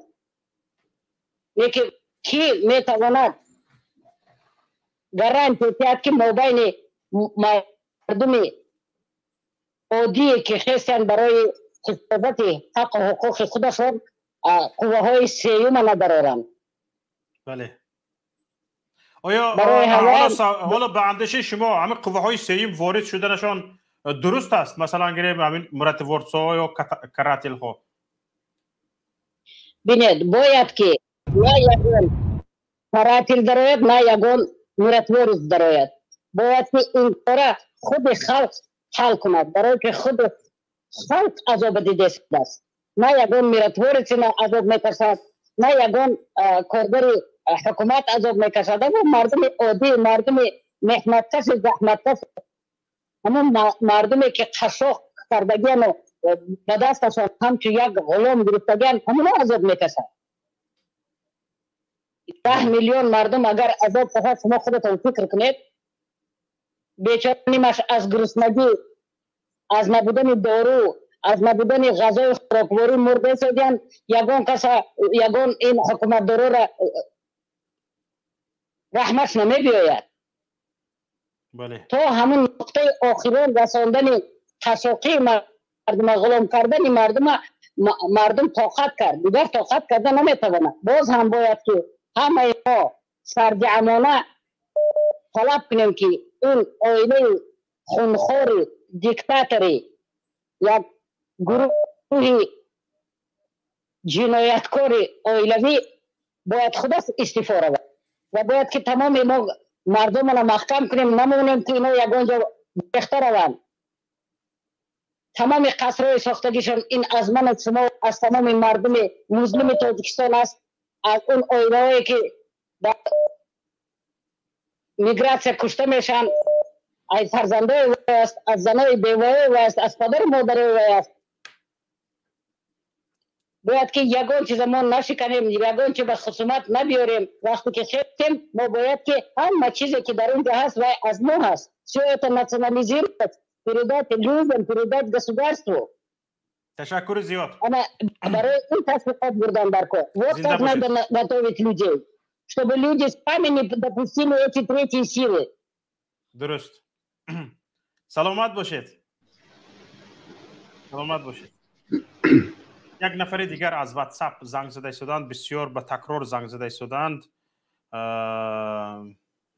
آخر رقمشون 34 است خواهش میکنم قبول کنید بسیار بسیار سخت دلگیرشون کردیم طول چند دقیقه هست مشکلی نداره آقای شوکت زنده باشید الو سلام علیکم و علیکم السلام و رحمت الله آواز میاد که شوکت جان صدایتون هست چی میگفتم از حسابی که من بسیار در رسانه ها خواندم در فیسبوک و در اخبارات های جهانی که تاجیکستان خشون روی میکند برای کمک به مردم قزاقستان یک خطای محض از نظر من ما در حالتی میتونیم قزاقستان کمک کنیم که قزاقستان یگان دولتی که از دایره ادکب بیرون است اگر هجوم کنه در دولت های ادکب ما میتونیم که در این حالت با او خلق یاری رسونیم حاجی که هست این مشکلی درون قزاقستان خودش است یعنی خلق درون قزاقستان خواستن برای آزادی خودش و برای ایبین بردن این رژیمی که 30 سال شده همین دولت همین مردم سرنگون داره حقوق همین مردم سرنگون داره یا خواستن که همین رژیم از بین بریم و من از همه مردم تاجیکستان از همه مردم شریف تاجیکستان خواهش میکنم خواه عسکر باشد خواه آدم عادی باشد از همین کارا دست بکشند تماما در همین مشکلی درون قزاقستان دخالتی نکنند برای که در فیسبوک من در بسیار چیانی کردم بلاگرای قزاق از تمام مردم تاجیکا را که تماما نام نمیگیرن و یا بسیار روسا را میگن که مقصد همین کاری که از شما دولت شما برای ما چکاگی پیشکش کردی مقصد آرمیاش میداره همین دستکشی کنه در درون ما دخالتی نکنه بله و همون خاطر ما باید نه ما در همین چه باید چقدر باید احتیاط کرونا باید فکر کنیم باید این کار تماما باید نه دولتی ما نه حکومت ما باید اپسکت نکنه بسیامو دفعه رسی اجازه نکنه که بدرویم بله همه قدستانی دوکش افجار رحمت سلام خدا کنید که در ما هم همی سرد شود حالا اعلان من این است که تماشابینان عزیز کسانی که تا به حال تماشا کرده شدید و تکمه لایک را پخش نکردید خواهش میکنم تکمه لایک را پخش کنید و کسانی که به شبکه یوتیوبی پیام تیوی آبونه نشدید خواهش میکنم از یکایی که شما به شبکه یوتیوبی پیام تیوی آبونه شوید و ما را پیگیری کنید این برنامه ما نه فقط در شبکه یوتیوبی پیام تیوی بلکه در تلویزیونی ماهواره‌ای پیام تیوی به توسط ماهواره یوتیلسات 7B پخش می شود کسانی که در تاجیکستان هستید و از ترافیک های بلند قیمت اینترنت دلگیر شده اید می توانید با نرخ ارزان همین گلافکه ایتلسات را دریافت کنید و در پهلوی همون گلافکه های یعنی لگندی پارابولیسکی همراهش کنید و ناسترویکه کنید شبکه ماهواره پیام تیوی را این گونه برنامه‌های ما نه فقط برنامه‌های پیام تیوی بلکه بسیاری از برنامه‌های بلاگرهای مخالفین در آن پخش می شود. می توانید که حتی از این یوتیوب به وی یوتیوب از وی یوتیوب به کانال دیگر گذشته نگردید، در یک جا تلویزیونتان باشد و در اونجا همه برنامه‌های مخالفین را شما می توانید در شبکه یوتیوبی پیام تیوی تماشا کنید. همچنین این برنامه ما در رادیو نیست، در رادیو پیام نیز پخش می شود. کسانی که در سر کار هستید نمی توانید ویدیو نوار تماشا کنید، برای شما تنها یک گوشی یعنی ناوشنیک کفایه است و ضمیمه رادیو پیام را از پلی مارکت به تلفنتان نصب کنید و تمام است دیگه. بروزش شما از برنامه‌های ما، از خبرهای ما، چه تاجیکی است، چه ازبکی است، چه روسی است و چه برنامه‌های فرهنگی است، چه برنامه‌های سیاسی است میتوانید با خبر شوید. ما همیشه کوشش میکنیم در خدمت شما باشیم و برای همین هم از شما یک خواهش داریم که بیشتر ما را پیگیری کنید و لایک های خودتان را دریغ ندارید. نفر بعدی.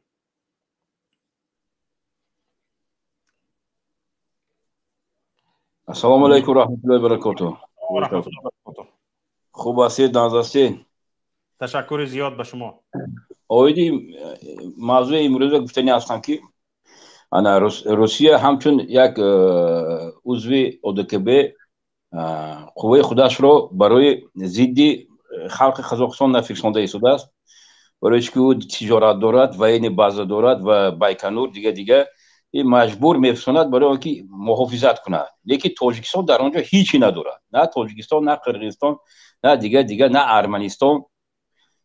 این حالت باید از طرف آدمای عقلش سالم دیده شود. تاجیکستان حق هم ندارد برای در آمدن مداخلت کردن برای آنچه که پرسید بین مردم و حکومت میگذارد. بله. این خطای جز حساب نمیشد، برای که این دیگه خطا نیست اگر که قطعی شود.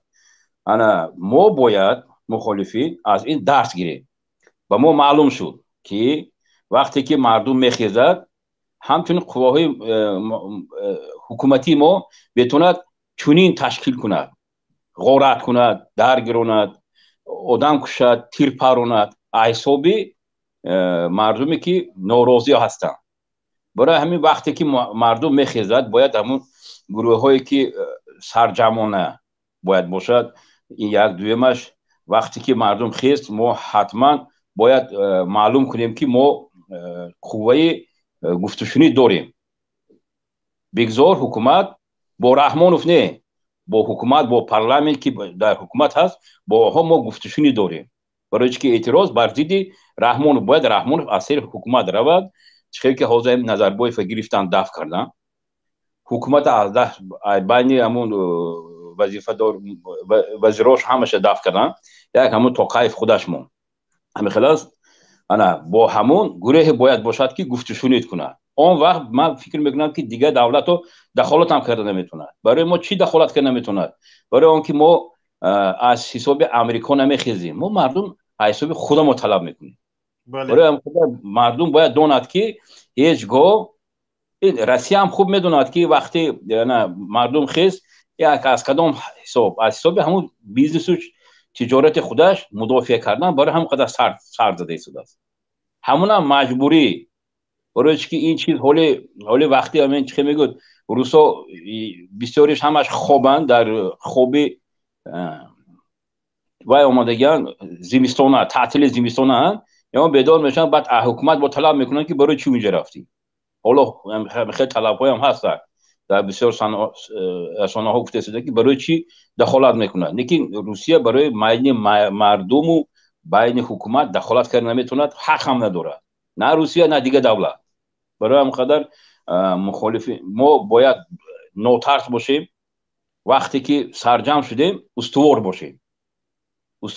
لیکن حکومتی ما، من میدونم که حکومتی ما بعضی نامردی میکنه، لیکن این خیلی نامردی سخت کرده نمیتونم. برای که من باوری دارم مقامات قدرتی من حوض برای با هم درس شده نشده که با حکومت دارونی که در حکومت هستن و راضی نیستن با همین سیاستی رحمانوف باید با مردم ملاقات کنن، با مردم شوند تا که در بین یگان مردم آزاری و مردم کشی و مال ملک سوزاندن و مال ملک غارت کردن نشدنش همه مقامات ملیتی هم با مردم شده نشده. نباید همین چیزای چه گوییم دوزی مرادیارست و اجازت هم از طرف مقامات دار هم از طرف مردمی که میخیزن. همین نکته میگم. تشکر زیاد به شما برادر عزیز. سلامت باشید. یک زنگ از واتساپ قبول میکنیم. سلام علیکم برادر عزیز. و علیکم السلام و رحمت الله. صدای من میشنوید؟ بسیار خوب است صدایتان. سلامت باشید. سلام دارم به مردم عزیز. من یکی دو نکته در مورد همین سفربر کردن نیروهای نظامی تاجیکستان و قزاقستان میخواستم اشاره کنم. آنچه که برادر عزیز قبل از من گفتن بسیار به مورد درست است، ولی یک نکته بسیار مهم اینجا هست که باید حکومت تاجیکستان و مد نظر قرار میده. حالا گذشته از اینکه ما مخالف حکومتیم یا موافق حکومتیم، اما این مسئله ملی است. میدونید چی؟ هزاران، ده ها هزار شهروند تاجیکستان در قزاقستان کار میکنن و شما این یک نکته خوب دانید که ملت قزاق یک ملت قصاصگیر است. اینها در طول همین 30 سال شما نگاه کنید در چیمکند، در ژنوزین، در شمال قزاقستان با روس‌ها چی برخوردی داشتن، با چچن‌ها چی برخوردی داشتن، با آذری‌ها چی برخوردی داشتن. اینها اگر احساس کنن که یک ملت دیگر به سمت اینا دست دراز کرد، باور کنید از هیچ جنایتی دست نمیکشن. این حکومت ما این کارش عملاً زیر خطر قرار دادن ده ها هزار شهروند تاجیکستان در قزاقستان است. این حکومت قزاقستان با ملتش یا زبان مییابد یا نمییابد، بالاخره این مسئله حل میشه. فردا ده ها هزار مردمی بی‌پناه تاجیک میماند و ملت قصاصگیر قزاق. اینا باید ملت حکومت تاجیکستان در نظر بگیرد. واقعا این مسئله ملی است. اون مقداری که حکومت تاجیکستان در بر اساس ماده‌ای برانگیخته کینه و عداوت ملی مردم پشت زندان کرد، این رفتارش 10 ها برابر برانگیزاننده کینه و عداوت ملی بین قزاق و تاجیک بود. امیدوارم ان شاء الله در حکومت تاجیکستان افراد واقعی باشن که هنوز هم دیر نشده از این تصمیم خطرناک در اسرع وقت دست بردارن. و خدا قسم این هزاران هزار ملت تاجیک پریتسیل قزاق‌ها قرار دادن است. این خیلی خطرناک است. گذشته از این که از نظر اقتصادی تاجیکستان وابسته است به قزاقستان. آرد ماهان، نان ماهان از اونجا وابسته است. این مسئله حل میشه. فردا دوباره باید ما به این معامله کنیم و ملت قزاقستان به این زودی فراموش نمی‌کنه. من می‌خواستم همین نکته به اشاره کنم. امیدوارم در حکومت کسانی باشن که یک مقدار دوربین باشن، یک مقدار دوراندیش باشن، کمتر با تحمل ان شاءالله تصمیم بگیرن. سلامت باشید برادر عزیز. برادر گرامی. بسیار به مورد قید کردن برادران عزیز، تماشابینان گرامی. یک مسئله مهمی را این برادری ما بررسی کردن. ببینید قزاقستان با تاجیکستان یک کشوری ترانزیتی حساب میده می شود و حالا نو انکنون راه ها کشاده شده است. مردم با ماشین های خودش می رود، به روسیه می بیاید. این همه توسط قزاقستان است. راه دور درازترین از تاجیکستان به روسیه این راه قزاقستان است. چندین سال پیش ما از دست همین مردمی قزاق نمیتوانستیم از تاجیکستان به روسیه توسط راههای زمینی برویم. برای چی؟ برای که در قزاقستان میگفتیم باندیت ها هستند، میلیسه ها با باندیت ها کار میکنند، فرق ندارد، از سر راه ماشین را میدارند، اتوبوس را میدارند، پول مال مردم را کشته میگیرند، بر سر میدهند و نه اکنون مردم قزاق یک به معامله آمده است، به مناسبت آمده است. در همین حالت برای سرکوب کردن مردم قزاق حکومت تاجیکستان 200 نفر چی میفرستد؟ کراتل ها میفرستند. به قول 200 نفر کلبر میفرستند. 200 نفر سرکوبگر میفرستند. چی گپ است این خودش؟ فراسات کجاست؟ عقل کجاست؟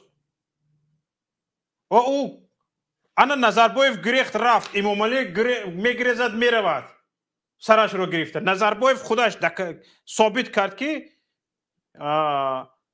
یعنی با مردم نیست، همین که زور آمد میگریزد میرود. امام علی رحمان هم به اهل اولو به بچه گچو بنویری چویری اتبیری توتبیرش میگریزد میرود. مردم قزاق میموند و مردم تاجیک. بعد چی باید کرد؟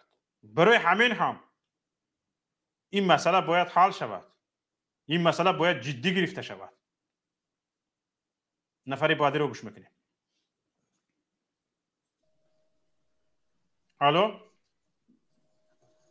الو سلام علیکم. و علیکم السلام و رحمت الله. برادر شوکت محمد خوب است؟ اینجا هستین؟ زنده باشید شما، سلامت باشید شما. خدا یارتون، خدا یارتون. ای خداوند مهربان همه وقت قوتیتون. ما همراه شما هستیم، گفتنی هستیم که به مردم خلق تاجیکستان که انشالله اول ایرپورت محکم بستند در کاری که او ظالم هیچ جا نگریزد. برادر انشالله ما در حرکت هستیم. ما فقط همین گوییم که همین در اشاره هستیم که کی ما ایره حرکت شد. تیوری سخت دیدگیم، جدی تیوری دیدگی هستیم که ما امیره میخوایم که همین روز یا که فردا نمی شروع شو ما همونجا رویم و اشتراک کنیم. والله قسم فقط نمی سخنهای شما را نگاه داریم که کی شما گپ میزنه که شما برخیزید. تمام ای دیگه ما همه ای بسیار گوش میکنم شما رو. ما مخلصای همه گروه بسیار شما هستیم، بسیار شما رو گوش میکنیم. فقط این گپ بس منتظر هستیم کی بیا خیزیم بیا حاضی. والله قسم ما حاضر تیاریم، حاضر ما بسیاری هستیم، یا کمش 200-300 نفر ما تیار هستیم. بله شوکت محمد برادر چیکار کنیم، چه خدمت کنیم برادر؟ ما در خدمت هستیم. امام علی بشنوه ظالم انشاءالله گوشات. والله قسم گفته حسین برادر گزیده کنده میگیرم. او بدبخت ظالم رستم زیناکار و تو لعین حرام، تو حرای ما را ما نمیدونم چیکار کرده است. این را بشنوه ظالم، حکومت ظالم گردنوی که ما میدونم که برادر محمد شوکت شما گوش کردید، ظالم ها این رو گوش کنید و الله قسم بر شما رحم نیست و این بخشیش هم نیست. امام علی بشنو هیکل مادر تا چه تماشا میکنی که در بالای سر چپه کردن انشالله این تماشا میکنی. او را تو ساختی برای بقدری خودت که چه خیلی چپه کرده میشد. این را میبینی انشالله. تو صدقه بدبخت گوری و چت بسوزه لعین. ما نه مرده همون نمیبینیم. ما در غریبی نه در نه مادر نه فرزندی می 1.5 ساله 16 سالی ما رو ندیدم. این چه میگی محمد شوکت برادر؟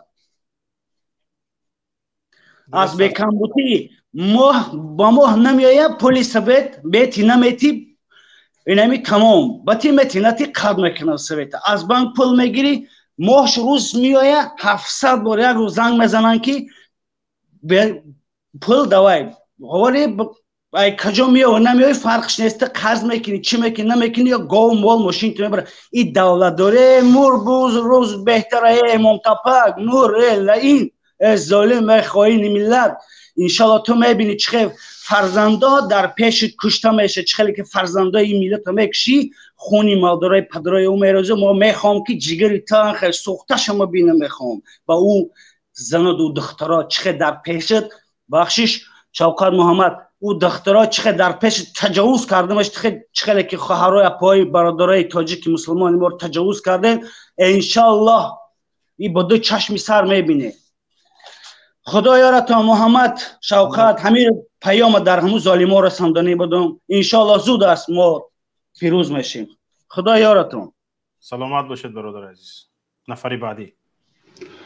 سلام علیکم و رحمت الله. و علیکم السلام و رحمت الله و برکاته. شوکت برادر خوب هستی؟ انشالله امیدوارم الله. سلامت باشید. صدایتان به نهایت خوش است. بفرمایید.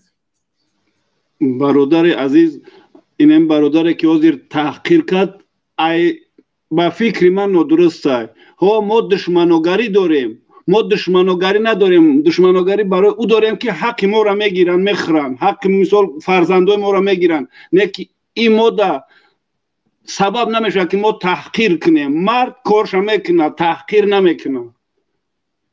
خواهش میکنم میدونم که خود تحقیر نمیکنم، برادر رو برسان به تحقیر، چون که تحقیر کردن یک کس این ضعیفی تو را نشان میده.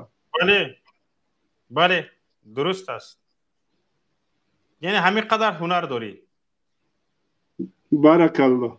برادر این در مسئله قزاقستان فرق ندارد که کی طرفدار حکومت است، کی مخالف حکومت است، کی است، کی نیست. همه باید با یک پا زن و مرد خسته این رو امکانیت ندهند. نه که ما از کسی میترسیم. این معنا با ندارد. معنا با دارد که ما در اونجا یگام حتی همسایه نیستیم. بله. یگام چیز نداریم. ما با سوی برادران خود یگام امکان نداریم که ما در اونجا حضور کردن ما در اونجا غیر امکانه. یعنی ناممکن است، یعنی لازم نیست. لازم نه. این خیلی با زبان روسی کاتاستروفه میشه در بله در بین ملت‌های ما. لازم باشد مردم آسایشته را دستگیری کنیم. مردم آسایشته را دستگیری کنیم. این اختلاف بین خودشان حل کنند. بله. فکر کنید برادران، فکر کنید که فردا در دولت ما یگان گپ می شود. برادران قزاقستان میان در دوشنبه 1000 2000 5000 نفر سالدت در دوشنبه میخوام. این را در عقلتون جا بکنین، همه دیوانه میشود. بله. این امکان ندارد.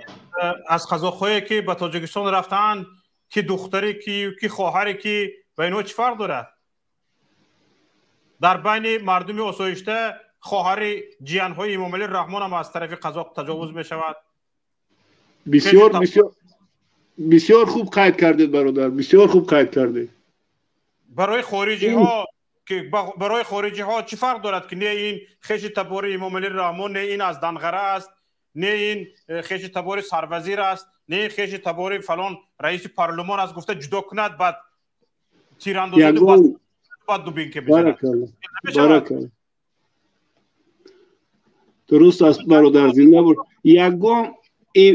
یگان امکان ندارد که مردم ما، افسرهای ما، ارمیای ما در اونجا رود. یگان امکان ندارد. این را نه فقط این را یگان آدم سالم، یگان عقل سالم قبول ندارد. امیدوارم از خدا که این گنرال ما چخل باشد نباشد این را درک میکند، میفهمد. بله. هرچند اگر خب هم شینه در این قضیه باید خب نشینه. اگر چنده که ترسانچک ترین گنرال باشد. بله. زنده باشد برادر عزیز. تشکر زیاد به شما. الله نگهبانتون باشد. در پناه الله شما هم باشد برادر عزیز. یک زنگ از واتساپ قبول میکنیم. الو.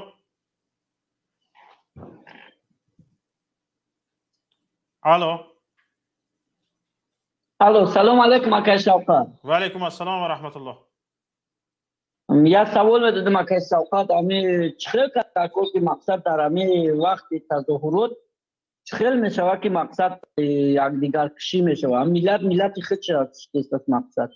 امیرا اساساً به این حکومت، به این مقامات انتظامی زمینه گذاری میکند، سوی مردم تیر میکشوید. چخیل میشود چخیل کم در که امی در وقت تظاهرات مقصد خون خودش میریزونه. چخیل امیرا بفهمی مقصد برای این ملت چی حکومت دار، چی مردمی عادی برای این آماده شده نشدر کن. ببینید چند جانبداران حکومت برآمد میکنند، برآمدی آنها رو بشنوید. همین شکرانه تینجی کنید، شکرانه آرامی کنید، گفته گپ میزنن. یعنی تظاهرات را اینها هم مضمون جنگ و جدال و خرخشه میدونن، یعنی تظاهرات را یک خشونت میدونن. برای همین وقتی که مردم به تظاهرات برخاست، اینها با خشونت جواب میدهند. حکومت با خشونت جواب میدهد، چی در قزاقستان باشد، چی در قرقیزستان باشد، چی در تاجیکستان باشد، با خشونت جواب میدهد. وقت ببینید در همین قرقیزستان هم وقتی که خشونت سری کار آمد و حکومت در خشونت کار گرفت، مردم رفت تیتی پارهشون کرد، رفت به همین میزای پارلمانشون مردم رفت شیشت همشون تیتی پاره کرد. یعنی این خشونت مادرش حکومت است، حکومت ترسو است، حکومتی که با زبان مدار گپ زدن ندارد، دانش گپ زدن ندارد، یعنی فهمش و درکی فضای جامعه دموکراتی، یعنی جامعه دموکراتی رو ندارد و همه این رو میخواهد با سرکوب کردن، با زدن، با کفتن، با کشتن، با زندان کردن حل کند، برای که دانشش نمیرسد که در حکومت در جامعه دموکراتی حکومت داری کند. سبب اساسی ترک شدن، سرکوب کردن یک شخصی که نورزا است، آزاداندیش است، برده پشت پنجره زندان کردن ها، اینها همش از اون درک میدهد که سببش اون است که این حکومت از عهده نابرا است، دانش کم، مدار کمی سیاسی دارد و به همون دعواهایی که در روی ورق میکند دانشش، درکش، مدار سیاسیش بسندگی نمیکند، کفایتی نمیکند. فهمو توغری گفتم. یا سوالی که دارم اکش اوقات امیر مقصد کم ترسیم میکرده، مقصد امیر چی میکرم نگفتوان افیس مداکر ممکن باشد. بله بفرمایید. امی درد وجدان مقصد میگه که تو دختری و بچه، مقصد من امی خیلی جوی دقال دم که ای درد امی وجدان مقصد عذاب میته امی کوروی نشویسته را میبینم، مقصد علم میکنه، گریه میکنم. امی وجدان دردش میگه که مقصد مرد است یا زن است، درد ناموس وجدان مقصد میگوید. برادر عزیز ببینید به من چی عذاب کرده است، عقلم رسا، هوشم در جایش، 4 تا کلان زدم اشکمم سیر می شود. به من چی عذاب کرده است که اینجا برایم 2 ساعت 3 ساعت جاغ زنم، خونی جگر خورم، یعنی سلامتیم رو از دست دهم و ها کذاهای دیگر. حالا من به سوالتون جواب ندادم برادر عزیز. وقتی که شما وجدان دارید، وقتی که شما ناموس دارید، شما را ناعدالتی، ظلم، استبداد در هیچ یک گوشه کنار دنیا آرام مونده نمیتواند. شما آرام بوده نمیتوانید. وجدانتون شما را عذاب میدهد که نخواد کشوری تو، وطنی تو در این حالت، خواهر، مادر، فرزندان تو، حق و همسایه تو، برادران تو، استادان تو، شاگردان تو، هموطنان تو در این حالت باشه، تو بیایی من در خارج هستم، سری تینچ سطلا گویی، چشمت را کور کنی، گوشت را کر کنی و به کار باری خودت آواره باشی. وجدان داشتگی آدم در هیچ گوجا قرار گرفتن نمیتواند و او را این وجدان قرار گرفتن نمیموند. برای همین برادر عزیز، نفرانی که وجدان دارند، ناموس دارند، آنها این حالتی که در تاجیکستان است دیده قرار نشسته نمیتوانند. آنها را وجدانشان قرار داده نمیتواند، قرار ایستادن نمیموند. توغریا که گپ پروستو همین چیزا مقصد او دیکدا مقصد بفهمونم که بعضی ادعا میگه که من خیلی خودم مهاجرم اکا پروستو بعضی ادعا میگه که تمیز زنک خیلی میگم که مقصد مکات میزنم، من خیلی میگم که وجدان من وجدانم درد ناموسم همین چیزو من از زور میورن، من وقتی که زور وان من گریه میکنم. اونا میگه وقتی که تو زور وان نمیگه مردی و زنی، درد وجدان یا ناموس. امی توغریه یا نو توغریه؟ بله درست است. برادر عزیز، هر کس به مقدار فهمش و درک و جسارت و شجاعت خودش پیش می رود، کوشش میکند، غیرت میکند. پیش از همه برادر عزیز، مرگ و زندگی در دست الله است. نه فهمو اکا مرگ و زندگی در دست الله است. مقصد مثال شما را میارم که ما عذاب شما را میبینیم، یک چیتا میبینیم ایش چی شما ناموسی من عمل چی من میویا که ما دریا میکنم. همین مقصد جوی اوجیزی من میوره یا که ای بای که من همین چیتا میبینم ای چی تو مقصد دریا میکنم که درد وجدانی من اوز دیگر نمیمونه که اوز چیشا مقصد دریا میکنم با همون دریا مقصد ایچی چکنه میکنم با همون دریا همین چیزنا میبرورم. مقصد مثال میارم همین نیتاونا همون دختره که زدنش چی کمپانی میگافون بعد که مود همون سحره که ما ای خوم خستم همون اوزیزرش ندیدم که همون ای دنیو در گذاشته است. همون دو مقصد هم خیلی چکم بچه ها خواهی بودن که مقصد بودن که ایتا مثل دختر چی میکنیم گفتم مثل دختر من پنجام هنر یک مشتیمش که پروست نوموسم وجدانی من دیگر چی کرد من از دور آورد. مقصد همین چیزده من از دور آورد که من گریه کم همون. بله درست است. درست. فکری درد حدیثه پدر مادر او را میکنم مثال همون چیز اوجه من از دور آورد. تو همون چیو مقصد چی کردن ده؟ درست برادر عزیز. بله هر کس به حد خودش طبق خصلت های روانی خودش به هر حادثه ها برخورد میکند، واکنش نشان میدهد. تشکر زیاد به شما برادر عزیز.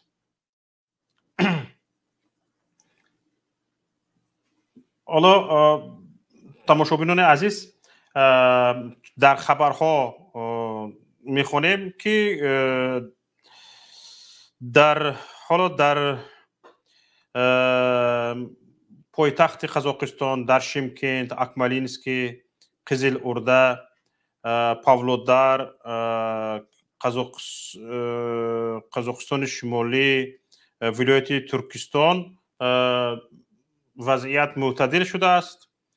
در اکتیوبینسک، اتیراو، غرب قزاقستان، منگیستاو، ولایت منگیستاو چند راه ها بسته شدند و حتی راه آهن بسته شده است.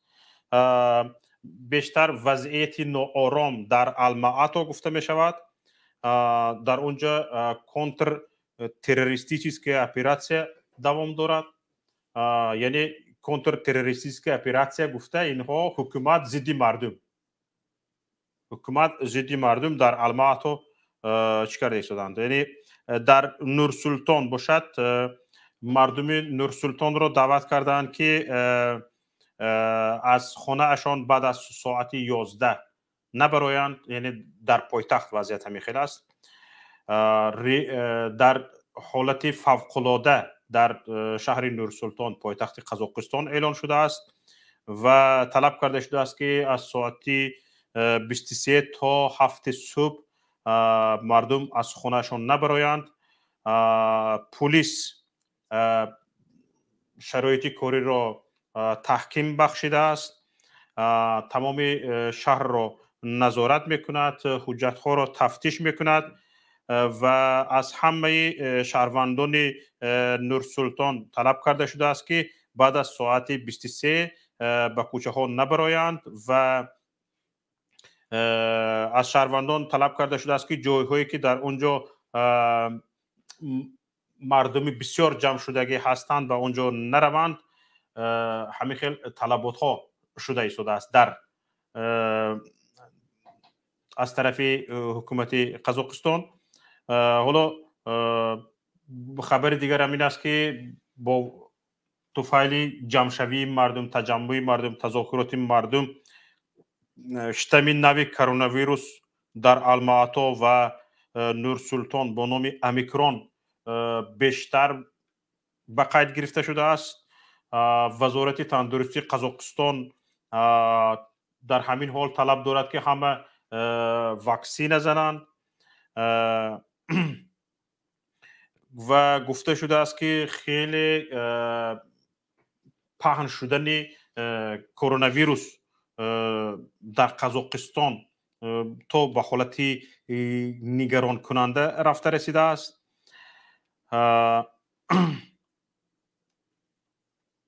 در حالا ببینید اینجا من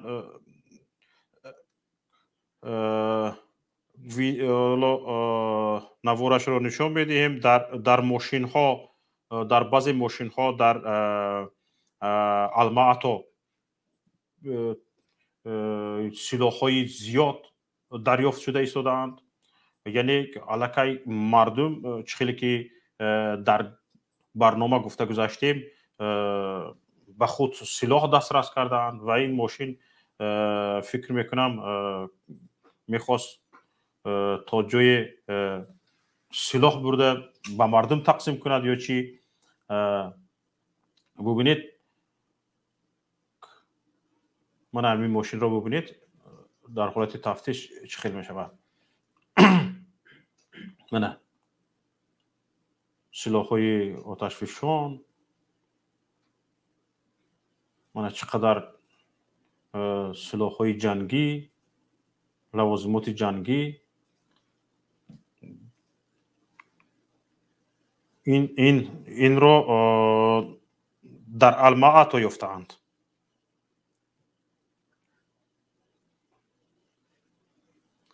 در الماتا یافت شده است این سلاح ها. به همین خیل شرایط ها در قزاقستان نهایت متشنج شده رفته ایستاده است و مردم کوشش کرده ایستادند از حق خود طلب کنند. حکومت کوشش کرده ایستاده است آنها را سرکوب کند. با این سرکوبی و با این که با مردم با خشونت رفتار کنی، این حکومت، این گونه حکومت به هیچ جا رفته نمیرسد.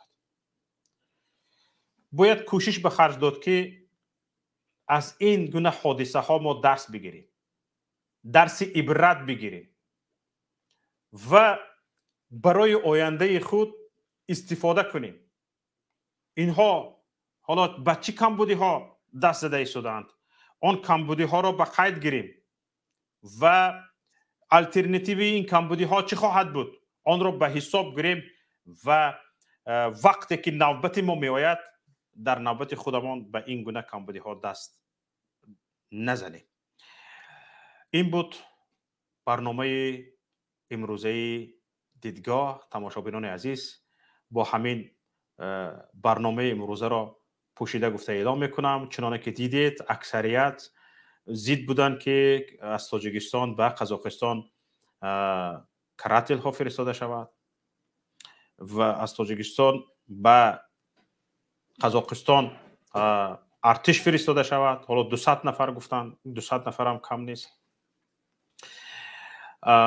انا برای همین هم امیدواریم که حکومت تاجیکستان این را به حساب میگیرد، صدای مردم را، حرف مردم را به حساب میگیرد و به این خطاگی دست نمیزند.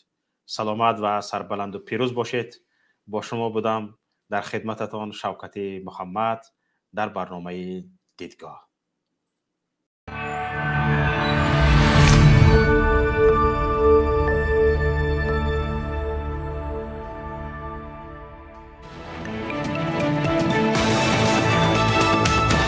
رادیوی پیام، در فضای سیاست صدای جدید. رادیوی پیام، علم، فرهنگ، نوید. رادیوی پیام، مشورت، بحث، گفت و شنید. در تمام دنیا روی رسانه اینترنتی رادیو پیام .net.